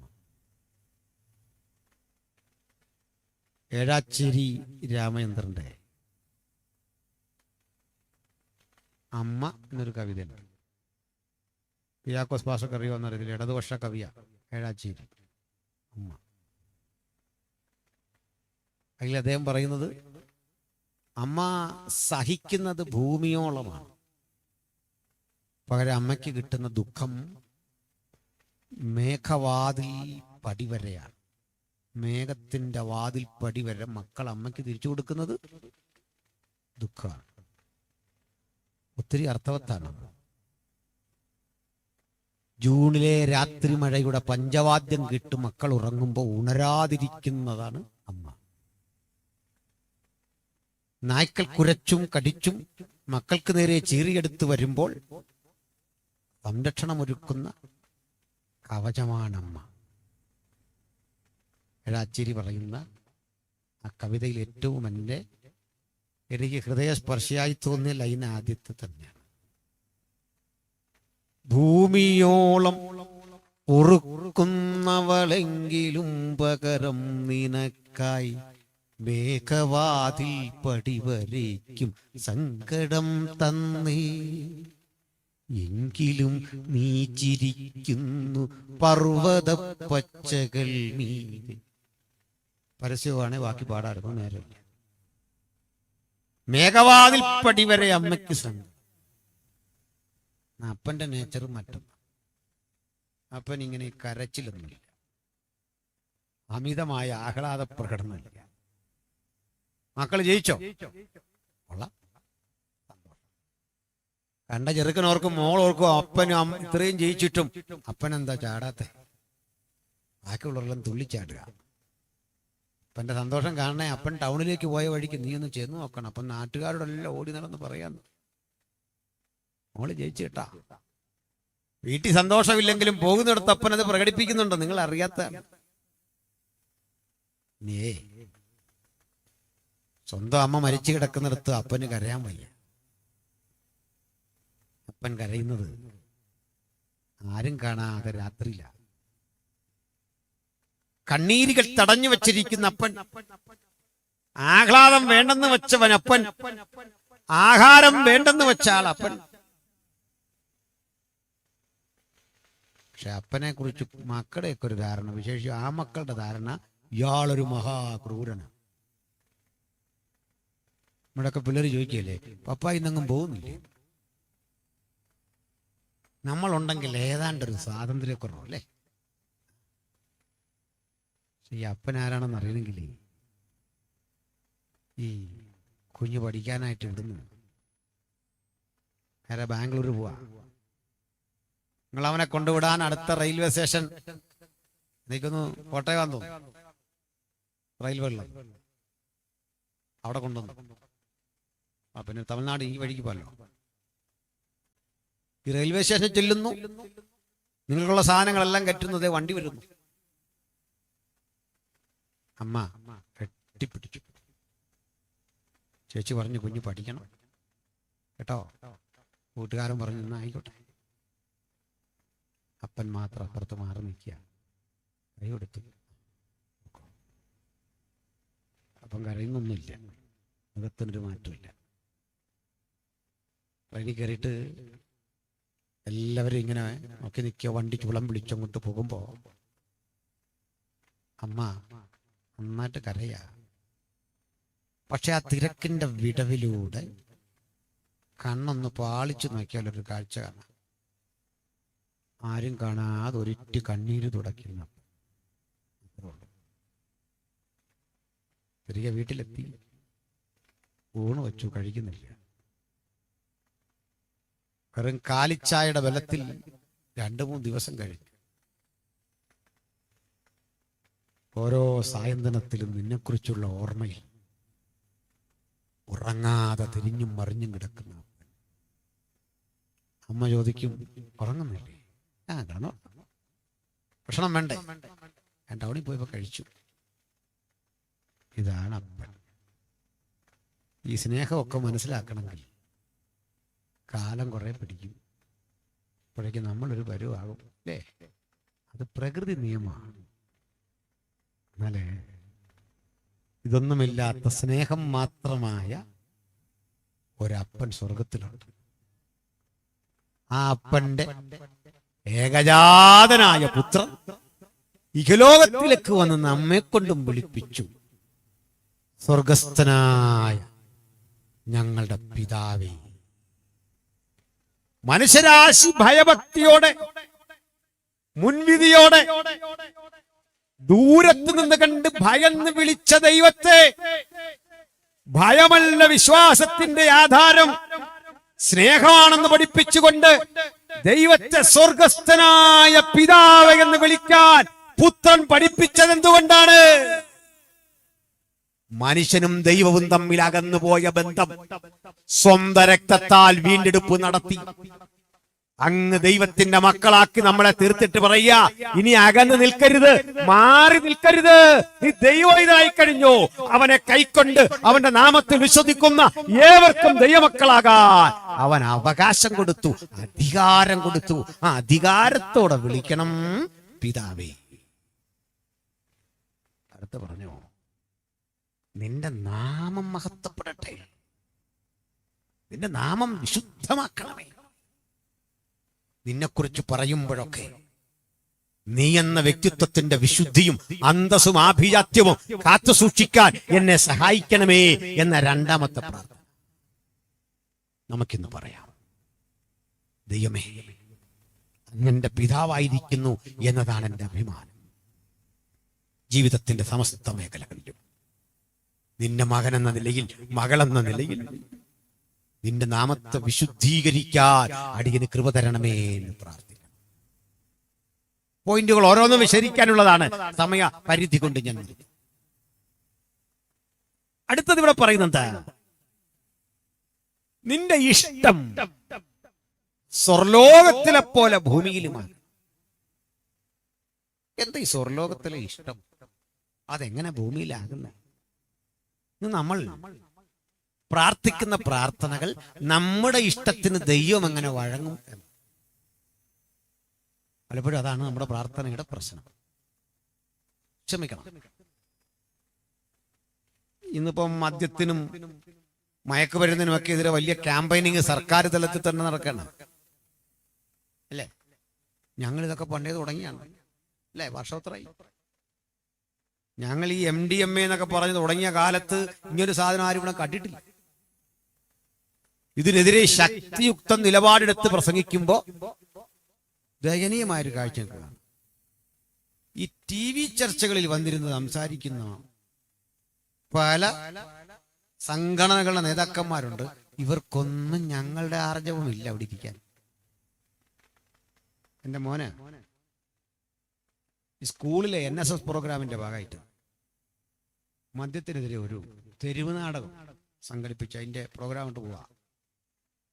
അവനിങ്ങനെ തകർത്ത് കുടിയനായിട്ടും അത് മാറുന്ന രംഗമൊക്കെ ഇങ്ങനെ അഭിനയിച്ച് വരുമ്പോൾ അതിന് നേതൃത്വം കൊടുക്കുന്നൊരു സാറുണ്ട്. എല്ലാവരും പിരിഞ്ഞു പോയി. ഒരു 10 മിനിറ്റ് കഴിഞ്ഞപ്പോൾ ഉണ്ട് ആശ നന്നായി മിനുങ്ങി വന്നിവിടെ നിൽക്കുന്നു.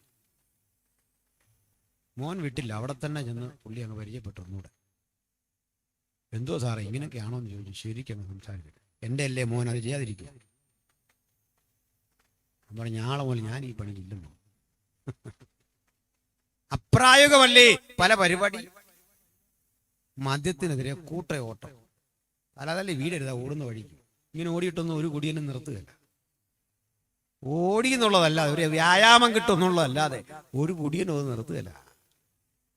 അത് കണ്ടിട്ട് ആർക്കും ബോധവൽക്കരണം വരില്ലാന്ന്. ഇതിനിടയ്ക്ക് ക്രൈസ്തവ സഭകളിലെ പുരോഹിതന്മാരും മതമേധാവികളും എല്ലാം കൂടെ സർക്കാരിനോട് പറയാ, ഇതങ്ങ് നിർത്തുകർത്തെന്ന് പറഞ്ഞിട്ട് വീണ്ടും ഈ ബാറ് വെഞ്ചരിക്കാൻ പോയേക്കില്ലേ. മനസ്സിലായോ? ഹോട്ടൽ എന്ന പേരിൽ പോയി അതും വെഞ്ചരിച്ചിട്ട് വരിക. എന്നിട്ട് പറയും ഇതങ്ങ് നിർത്താൻ സർക്കാരിനോട് പറയുക. ഇതാ രേഖാമൂലം മദ്യപിക്കരുതെന്ന് പറയുന്നൊരു പുസ്തകം കൈവച്ചിട്ടേ മദ്യത്തിനെതിരെ സഭകൾ നിലപാടെടുക്കണം. ആദ്യം ധൈര്യമുണ്ടോ ഇടവകയിലെ കുടിയന്മാരെ ആദ്യം റദ്ദ് ചെയ്യാൻ? ധൈര്യമുണ്ടോ ഇടവകയിലെ ബാർ മുതലാളിമാരെ ആദ്യം റദ്ദ് ചെയ്യാൻ? സാധിക്കില്ല. എന്റെ കാരണം എന്താണെന്ന് അറിയണ്ടേ? പെരുന്നാൾ വരുന്നു, 50 മുത്തുകുട ബാർ മുതലാളിയുടെ സംഭാവനയാ. ക്രിസ്മസിന് റീപെയിന്റ് ചെയ്തത് ബാർ മുതലാളിയുടെ സംഭാവനയാ. ആഘോഷത്തിമിർപ്പേ ബാർ മുതലാളിയുടെ സ്പോൺസർഷിപ്പാ. അങ്ങനെ തിരുസ്വരൂപത്തിന്റെ മുകളിൽ നക്ഷത്രം ഇങ്ങനെ ജ്വലിച്ചു നിൽക്കുമ്പോ അതിൽ ബാർ മുതലാളിയുടെ മദ്യത്തിന്റെ മണമുണ്ടെങ്കിൽ ഇതിൽ പരമാധപ്പതിക്കപ്പെട്ട കാര്യം വല്ലതും ഉണ്ടെന്ന് ആലോചിച്ച് നോക്കിക്കേ. ആയിരക്കണക്കിന് യാചകരെ നാട്ടിൽ വാർത്തെടുത്തൊരു വ്യവസായശാലയുടെ പേരല്ലേ ബാറ്. അപ്പൊ ഇവർക്കെതിരെ നടപടി എടുക്കാനോ അരുതെന്ന് പറയാൻ പോലും കഴിയാതെ സർക്കാരിന് പറയാ നിർത്തുന്ന് പറഞ്ഞാൽ അത് വേറെ പാപമാ. ഇതാര് നിർത്ത്?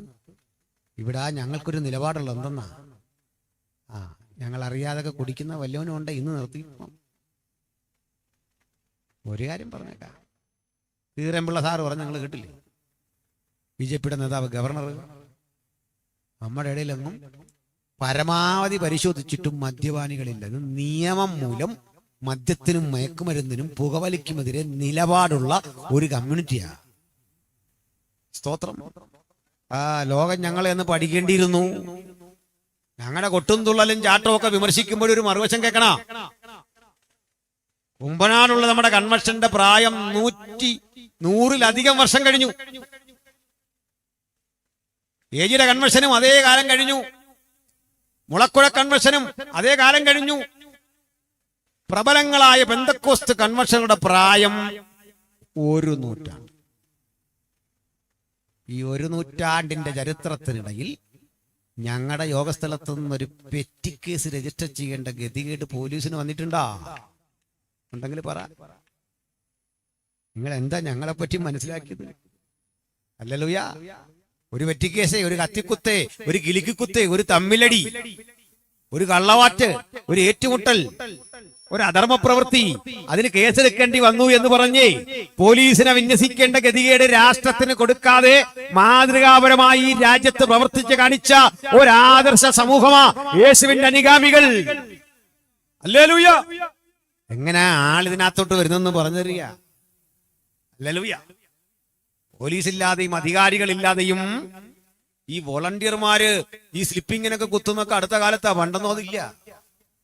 അവര് പറഞ്ഞു കേട്ടുപോലിരിക്കുന്നത് വചനം കേൾക്കണമെന്നുള്ള ആർത്തിയോടെ, പാട്ട് കേൾക്കണമെന്നുള്ള ആർത്തിയോടെ നേരത്തെ കുളിച്ചൊരുങ്ങി സ്വന്തം ചെലവിൽ വന്നിട്ട് യോഗസ്ഥലത്ത് വന്നിരിക്കുന്ന ക്രിസ്തുവിന്റെ അനുഗാമികളുടെ സഹന ഭടന്മാരുടെ കൂട്ടായ്മയാണിത്. ഇതിനിടയിലേ നിങ്ങൾ പരിശോധിച്ചൊക്കെ ഒരു കാര്യം മനസ്സിലാക്കും. സകലവിധ മതശക്തികളും വർഗീയ ശക്തികളും ഞങ്ങളെ ഒന്നടങ്കം ഉന്മൂലനം ചെയ്ത് പാടെ വിഭാടനം ചെയ്യാൻ സകലവിധ സന്നാഹങ്ങളും ആവിഷ്കരിച്ചിട്ടും പുല്ലുണങ്ങുന്നു, പൂവാടുന്നു, ദൈവത്തിന്റെ വചനമോ എന്നേക്കും നിലനിൽക്കുന്നു എന്ന വചനത്തിൽ ആശ്രയം വെച്ചുകൊണ്ട് ഇവിടെ വരെ വളരാൻ ദൈവം കൃപ നൽകിയെങ്കിൽ അതിന്റെ പിന്നിലെ ഒറ്റ കാരണം ഞങ്ങൾ ദൈവപിതാവിന്റെ സ്നേഹത്തിൽ വിശ്വസിക്കുന്നു, ദൈവപുത്രന്റെ വീണ്ടെടുപ്പിൽ വിശ്വസിക്കുന്നു, ദൈവപരിശുദ്ധാത്മാവിന്റെ അഭിഷേകത്തിൽ വിശ്വസിക്കുന്നു. ഇതാ ഈ സമൂഹത്തിന്റെ വളർച്ചയ്ക്ക് നിദാനം. മറ്റൊന്നുകൂടി ശ്രമിക്കണം. ഇന്ത്യയിലെ ക്രൈസ്തവ സഭകളുടെ വളർച്ച പഠിക്ക്. ആ വളർച്ചയുടെ ആകത്തുക എടുത്താൽ, ഇന്ത്യയിലല്ല ലോകത്താകമാനമുള്ള ക്രൈസ്തവ സഭയുടെ വളർച്ച പഠിച്ചാൽ, പള്ളികൾ പലതും പൂട്ടിയിട്ടിരിക്കുന്നു, വിൽപ്പനക്കിട്ടിരിക്കുക.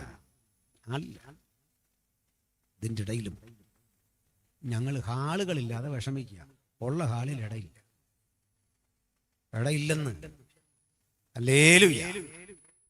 ഒരു 10 കൊല്ലം മുമ്പായി യോഗ ഇവിടെ നടന്നെങ്കിൽ ഇത്രയും പേരൊന്നും കാണത്തില്ല. വളരെ ചുരുക്കം ആളുകളാണ്. ഇത്രയാൾ എങ്ങനെ വന്നേന്ന് ഞാൻ പറയട്ടെ.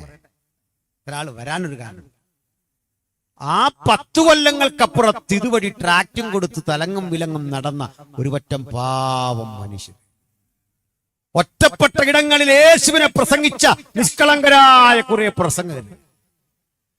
അന്നത് കേട്ടപ്പോ വലിയ ആവേശമൊന്നും വന്നില്ലെങ്കിലും അവർ വാരി വിതറിയ വചനം ഈ അന്തരീക്ഷത്തിൽ അങ്ങ് കേട്ടത്. അതിന്റെ ഫലപ്രാപ്തിയുടെ തെളിവാ ഇന്നിവിടെ ഇരിക്കുന്ന നിങ്ങളും ഞാനുമെങ്കിൽ ഒന്ന് ഉറപ്പിച്ചുകൊള്ളണം. ഇനിയും വരും ഒരു പുതുതലമുറ ഈ വഴിയിലൂടെ. ഇനിയും വരും യേശുവിനെ രക്ഷിതാവായി സ്വീകരിക്കുന്ന ഒരു പുതുതലമുറയുടെ ആവിർഭാവം. എന്താ കാര്യം? ഞങ്ങളുടെ പ്രസംഗം കേവലം വാക്കായിട്ടല്ല, ദൈവകൃപയോടെ, ദൈവാത്മാവിന്റെ ശക്തിയോടെ, പരിശുദ്ധാത്മാവിന്റെ നിറവോടെ ആണ് അത് ഇടപെട്ടത്. അതുകൊണ്ട് നിന്റെ ഇഷ്ടം സ്വർഗത്തിലെ പോലെ ഭൂമിയിൽ. ആ ഒരൊറ്റ വചനം തൊട്ടു ഉരുമിപ്പോകാൻ എനിക്ക് നേരം.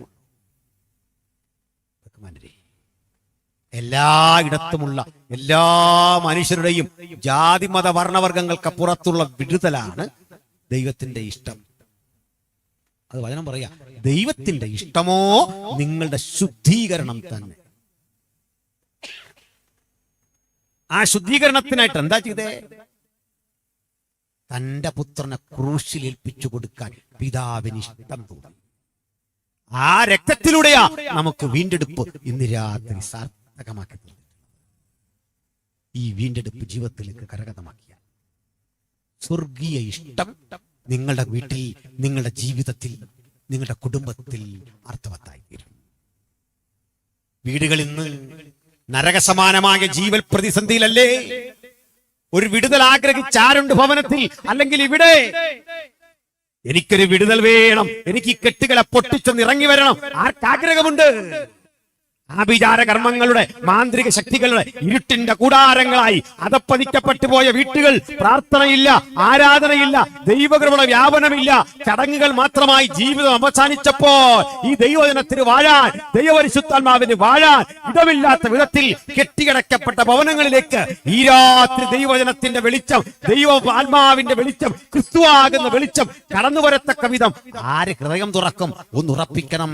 നിങ്ങളും ഞാനും ഒരേ സ്വരത്തിൽ ഇന്ന് ആ ദൈവത്തെ വിളിക്കണം. സ്വർഗസ്ഥനായ ഞങ്ങളുടെ പിതാവേ. അങ്ങനെ വിളിക്കാൻ സാധിക്കണമെങ്കിൽ ദൈവ കുടുംബത്തിൽ ജനിക്കണം. ആ ജനത്തിന്റെ പേരാണ് വീണ്ടും ജനനം. ആ വീണ്ടും ജനനം സിദ്ധിച്ചവൻ പിതാവിന്റെയും പുത്രന്റെയും പരിശുദ്ധാത്മാവിന്റെയും നാമത്തിൽ യേശു പഠിപ്പിച്ചതുപോലെ നിമജ്ജന സ്നാനം ചെയ്യണം. ആത്മനിറവിനെ പ്രാപിക്കണം. അവിടുത്തെ വരവിനായി കാത്തിരിക്കണം. ആ പിതാവിന്റെ പൈതൃക ബോധത്തെ, പുത്രന്റെ രക്ഷകർത്തൃത്വത്തെ, പരിശുദ്ധാത്മാവിന്റെ നേതൃനായകത്വത്തെ ഹൃദയത്തിൽ ഉൾക്കൊണ്ടുവേണം ഏതൊരാളും ഇന്ന് മടങ്ങും. അതിന് കഴിയാത്ത ഒരാളെങ്കിലും ഇന്നിവിടെ ഇരിപ്പുണ്ടെങ്കിൽ, ഇന്ന് അവിടുന്ന് പുനരാഗമനം ചെയ്യുമെങ്കിൽ കൈവിടപ്പെടാതിരിക്കാൻ നിങ്ങൾക്ക് കിട്ടിയ ഒടുവിലത്തെ അവസരം ഉപയോഗിച്ചിട്ട് പറയാം, നാഥ, ഞങ്ങൾ അങ്ങേ വിശ്വസിക്കുന്നു. എൻ്റെ ബന്ധനങ്ങളെ തകർത്ത്, എൻ്റെ ഇരുട്ടുകളെ തകർത്ത്, എൻ്റെ കുടുംബം നേരിടുന്ന വിപത്തുകളെ മാറ്റി, എൻ്റെ അവസ്ഥയ്ക്ക് ഭേദം വരുത്തി ഒരു പുതിയ അനുഭവത്തോട് അങ്ങേ അനുധാവനം ചെയ്യാം ശക്തി തരണമെന്ന് പ്രാർത്ഥിക്കാം. ആർക്ക് വേണം ഈ ദൈവകൃപ? ആർക്ക് വേണം ഈ ദൈവശക്തി?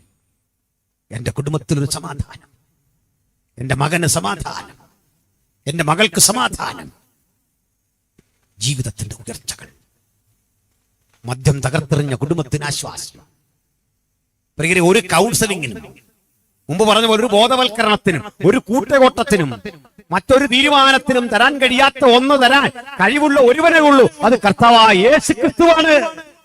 യേശു ഇന്ന് രാത്രി നിന്റെ ബന്ധനങ്ങളെ അടിക്കുന്നു, ആ കെട്ടുകളെ അടിക്കുന്നു. ക്രൂശിച്ചൊരിഞ്ഞ പുണ്യാക രക്തം നിമിത്തം നിനക്ക് വിടുതലും വിമോചനവും കൽപ്പിക്കുന്നു. ആ നസ്രായനായ യേശുവിന്റെ ക്രൂശിൽ നൽകുന്ന പുണ്യാക രക്തത്തിൽ അഭയം പ്രാപിച്ചിട്ട് പറയണം, പാപിയായ ഞാനിതാ എന്റെ പാപത്തെ നിന്റെ രക്തത്താൽ കഴുകുവാൻ ഏൽപ്പിക്കുന്നു. അങ്ങനെ ദൈവ കുടുംബത്തിലെ അംഗമാകുമ്പോൾ പ്രാഗൽഭ്യ ബോധത്തോടെ വിളിക്കാൻ സാധിക്കും, സ്വർഗസ്ഥനായ ഞങ്ങളുടെ പിതാവേ. കണ്ണുകളടച്ചട്ടെ, പ്രാർത്ഥന കരുതുക. ഈ നാഥനോട് പ്രാർത്ഥിക്കട്ടെ. ഈ ദൈവം ഇന്ന് രാത്രി നാളെ സംരക്ഷിക്കട്ടെ. ആർക്ക് വേണം കേൾക്കപ്പെട്ട വചനത്തിന്റെ അടിസ്ഥാനത്തിൽ എനിക്ക് വേണ്ടി ഒന്ന് പ്രാർത്ഥിക്കണം, എന്റെ കുടുംബത്തിന് വേണ്ടി ഒന്ന് പ്രാർത്ഥിക്കണം, ഒരു വിടുതലനായി ഒന്ന് പ്രാർത്ഥിക്കണം. ആഗ്രഹമുള്ള ദൈവമക്കളെ, ആഗ്രഹമുള്ള പ്രിയപ്പെട്ടവരെ, ഒരുപക്ഷെ നിങ്ങൾ ഭവനത്തിലായിരിക്കാം, അല്ല ഇവിടെ തന്നെ ഉണ്ടാകാം. എനിക്കായി പ്രാർത്ഥിക്കണം, എന്റെ കുടുംബത്തിനായി, മദ്യം തകർത്തെറിഞ്ഞ എന്റെ ജീവിതത്തിനായി, എന്റെ മകന് വേണ്ടി, എന്റെ മകൾക്ക് വേണ്ടി. ഭാവിയുടെ വഴികൾ ഇരുളടഞ്ഞ, മുന്നോട്ട് പോകാനാവാത്ത വിധം പ്രതിസന്ധികൾക്കകത്ത് കുരുങ്ങിക്കിടക്കുന്ന എന്റെ കുടുംബത്തിനായി ഒന്ന് പ്രാർത്ഥിക്കണം. ആർക്കാഗ്രഹമുണ്ട്? അങ്ങനെയുള്ളവർ മാത്രം കരങ്ങൾ ഉയർത്തിപ്പിടിക്കുക. ഞങ്ങൾ നിങ്ങൾക്ക് വേണ്ടി പ്രാർത്ഥിക്കാൻ പോവുകയാണ്. ഒരു പ്രിയപ്പെട്ട പിതാവ് കടമയുയർത്തുന്നു, ഒരു മാതാവ് കടമയുയർത്തുന്നു. വേറെ ആരുണ്ട്? എനിക്ക് വേണ്ടി, എന്റെ കുടുംബത്തിന് വേണ്ടി ഒരു സ്വസ്ഥത തരാൻ കഴിയുന്ന യേശുവിനോട് പ്രാർത്ഥിക്കാൻ വീണ്ടും ഒരു പ്രിയപ്പെട്ടവൻ കരമുയർത്തുന്നു. പുതുതായി ആരുണ്ട്? ആത്മപ്രേരണയുള്ള ആർക്കും കരമുയർത്താം. കരമുയർത്തിയവർക്ക് താഴ്ത്തിയില്ല. പുതുതായിട്ട് ആരുണ്ട്? ഞങ്ങളുടെ ദൃഷ്ടിയിൽപ്പെടാതെ ആരെങ്കിലും പുറത്തു നിൽപ്പുണ്ടോ? യേശു നിങ്ങളെ കാണുന്നുണ്ട്, കർത്താവ് നിങ്ങളെ കാണുന്നുണ്ട്. ഞാനൊരു വാക്കിൽ പ്രാർത്ഥിക്കുന്നു. കർത്താവേ, അങ്ങയുടെ സന്നിധിയിൽ പ്രാർത്ഥനയ്ക്കായി സമർപ്പണം ചെയ്യുക. അങ്ങയുടെ കുഞ്ഞുങ്ങളെ ഏൽപ്പിച്ച് പ്രാർത്ഥിക്കുന്നു. വിശ്വാസത്തോടു കൂടിയ പ്രാർത്ഥന വളരെ ഫലിക്കുന്നു അരുളിയത്. കരമുയർത്തിയ പ്രിയപ്പെട്ടവരിൽ യൗവനക്കാരുണ്ട്, പിതാക്കന്മാരുണ്ട്, മാതാവുണ്ട്, സഹോദരിമാരുണ്ട്. അവരാവശ്യകത അറിഞ്ഞു ഒന്ന് പ്രവർത്തിക്കണമേ. അവരെ തകർക്കുന്ന, അവരുടെ വഴികളുടെ മുന്നേറ്റത്തിന് തടസ്സമിടുന്ന, അവരുടെ ഗമനത്തിന്റെ മുഴുവൻ മണ്ഡലങ്ങളെയും കെട്ടിക്കിടക്കുന്ന തിന്മയുടെ ആത്മാവ് തകർന്നു പോകട്ടെ. ഇരുട്ടിന്റെ ആത്മാവ് മാറിപ്പോട്ടെ. മദ്യപാനത്തിന്റെ ലഹരിയുടെ തിന്മയുടെ പല വിധത്തിലെ ആസൂത്രണ പദ്ധതികൾ ഇട്ടുകൊണ്ട് തകർക്കുന്ന ദുഷ്ടന്റെ തീയമ്പുകൾ മുഴുവൻ തകരട്ടെ. ആ കുടുംബം അനുഗ്രഹിക്കപ്പെടട്ടെ, ആ വ്യക്തി അനുഗ്രഹിക്കപ്പെടട്ടെ. ഞങ്ങളുടെ ശ്രദ്ധയിൽപ്പെടാതെ ഒരാളെങ്കിലും ഇന്ന് അങ്ങേ സ്വീകരിച്ചെങ്കിൽ, സ്വർഗസ്ഥ പിതാവിന്റെ കാരുണ്യവശത്തിന് ഏൽപ്പിച്ചെങ്കിൽ, നീ തൊട്ട് ബലപ്പെടുത്തി സൗഖ്യത്തോടയക്കാൻ യേശുവിൻ നാമത്തിൽ പ്രാർത്ഥന കേട്ടതിനായി സ്തോത്രം. കർത്താവിന്റെ വലിയ നാമത്തിൽ തന്നെ. എല്ലാവർക്കും ഒരിൽ കൂടി വന്ദനം. പ്രിയപ്പെട്ട കർത്തൃദാസനെയും കുടുംബത്തെയും ദൈവം അനുഗ്രഹിക്കട്ടെ. ഈ വചനം കേട്ട ഏവരെയും ദൈവസമൃദ്ധമായി അനുഗ്രഹിക്കട്ടെ എന്ന് പ്രാർത്ഥിച്ച് ഞാൻ നിർത്തുന്നു. കർത്താവ് നമ്മളെ സഹായിക്കും.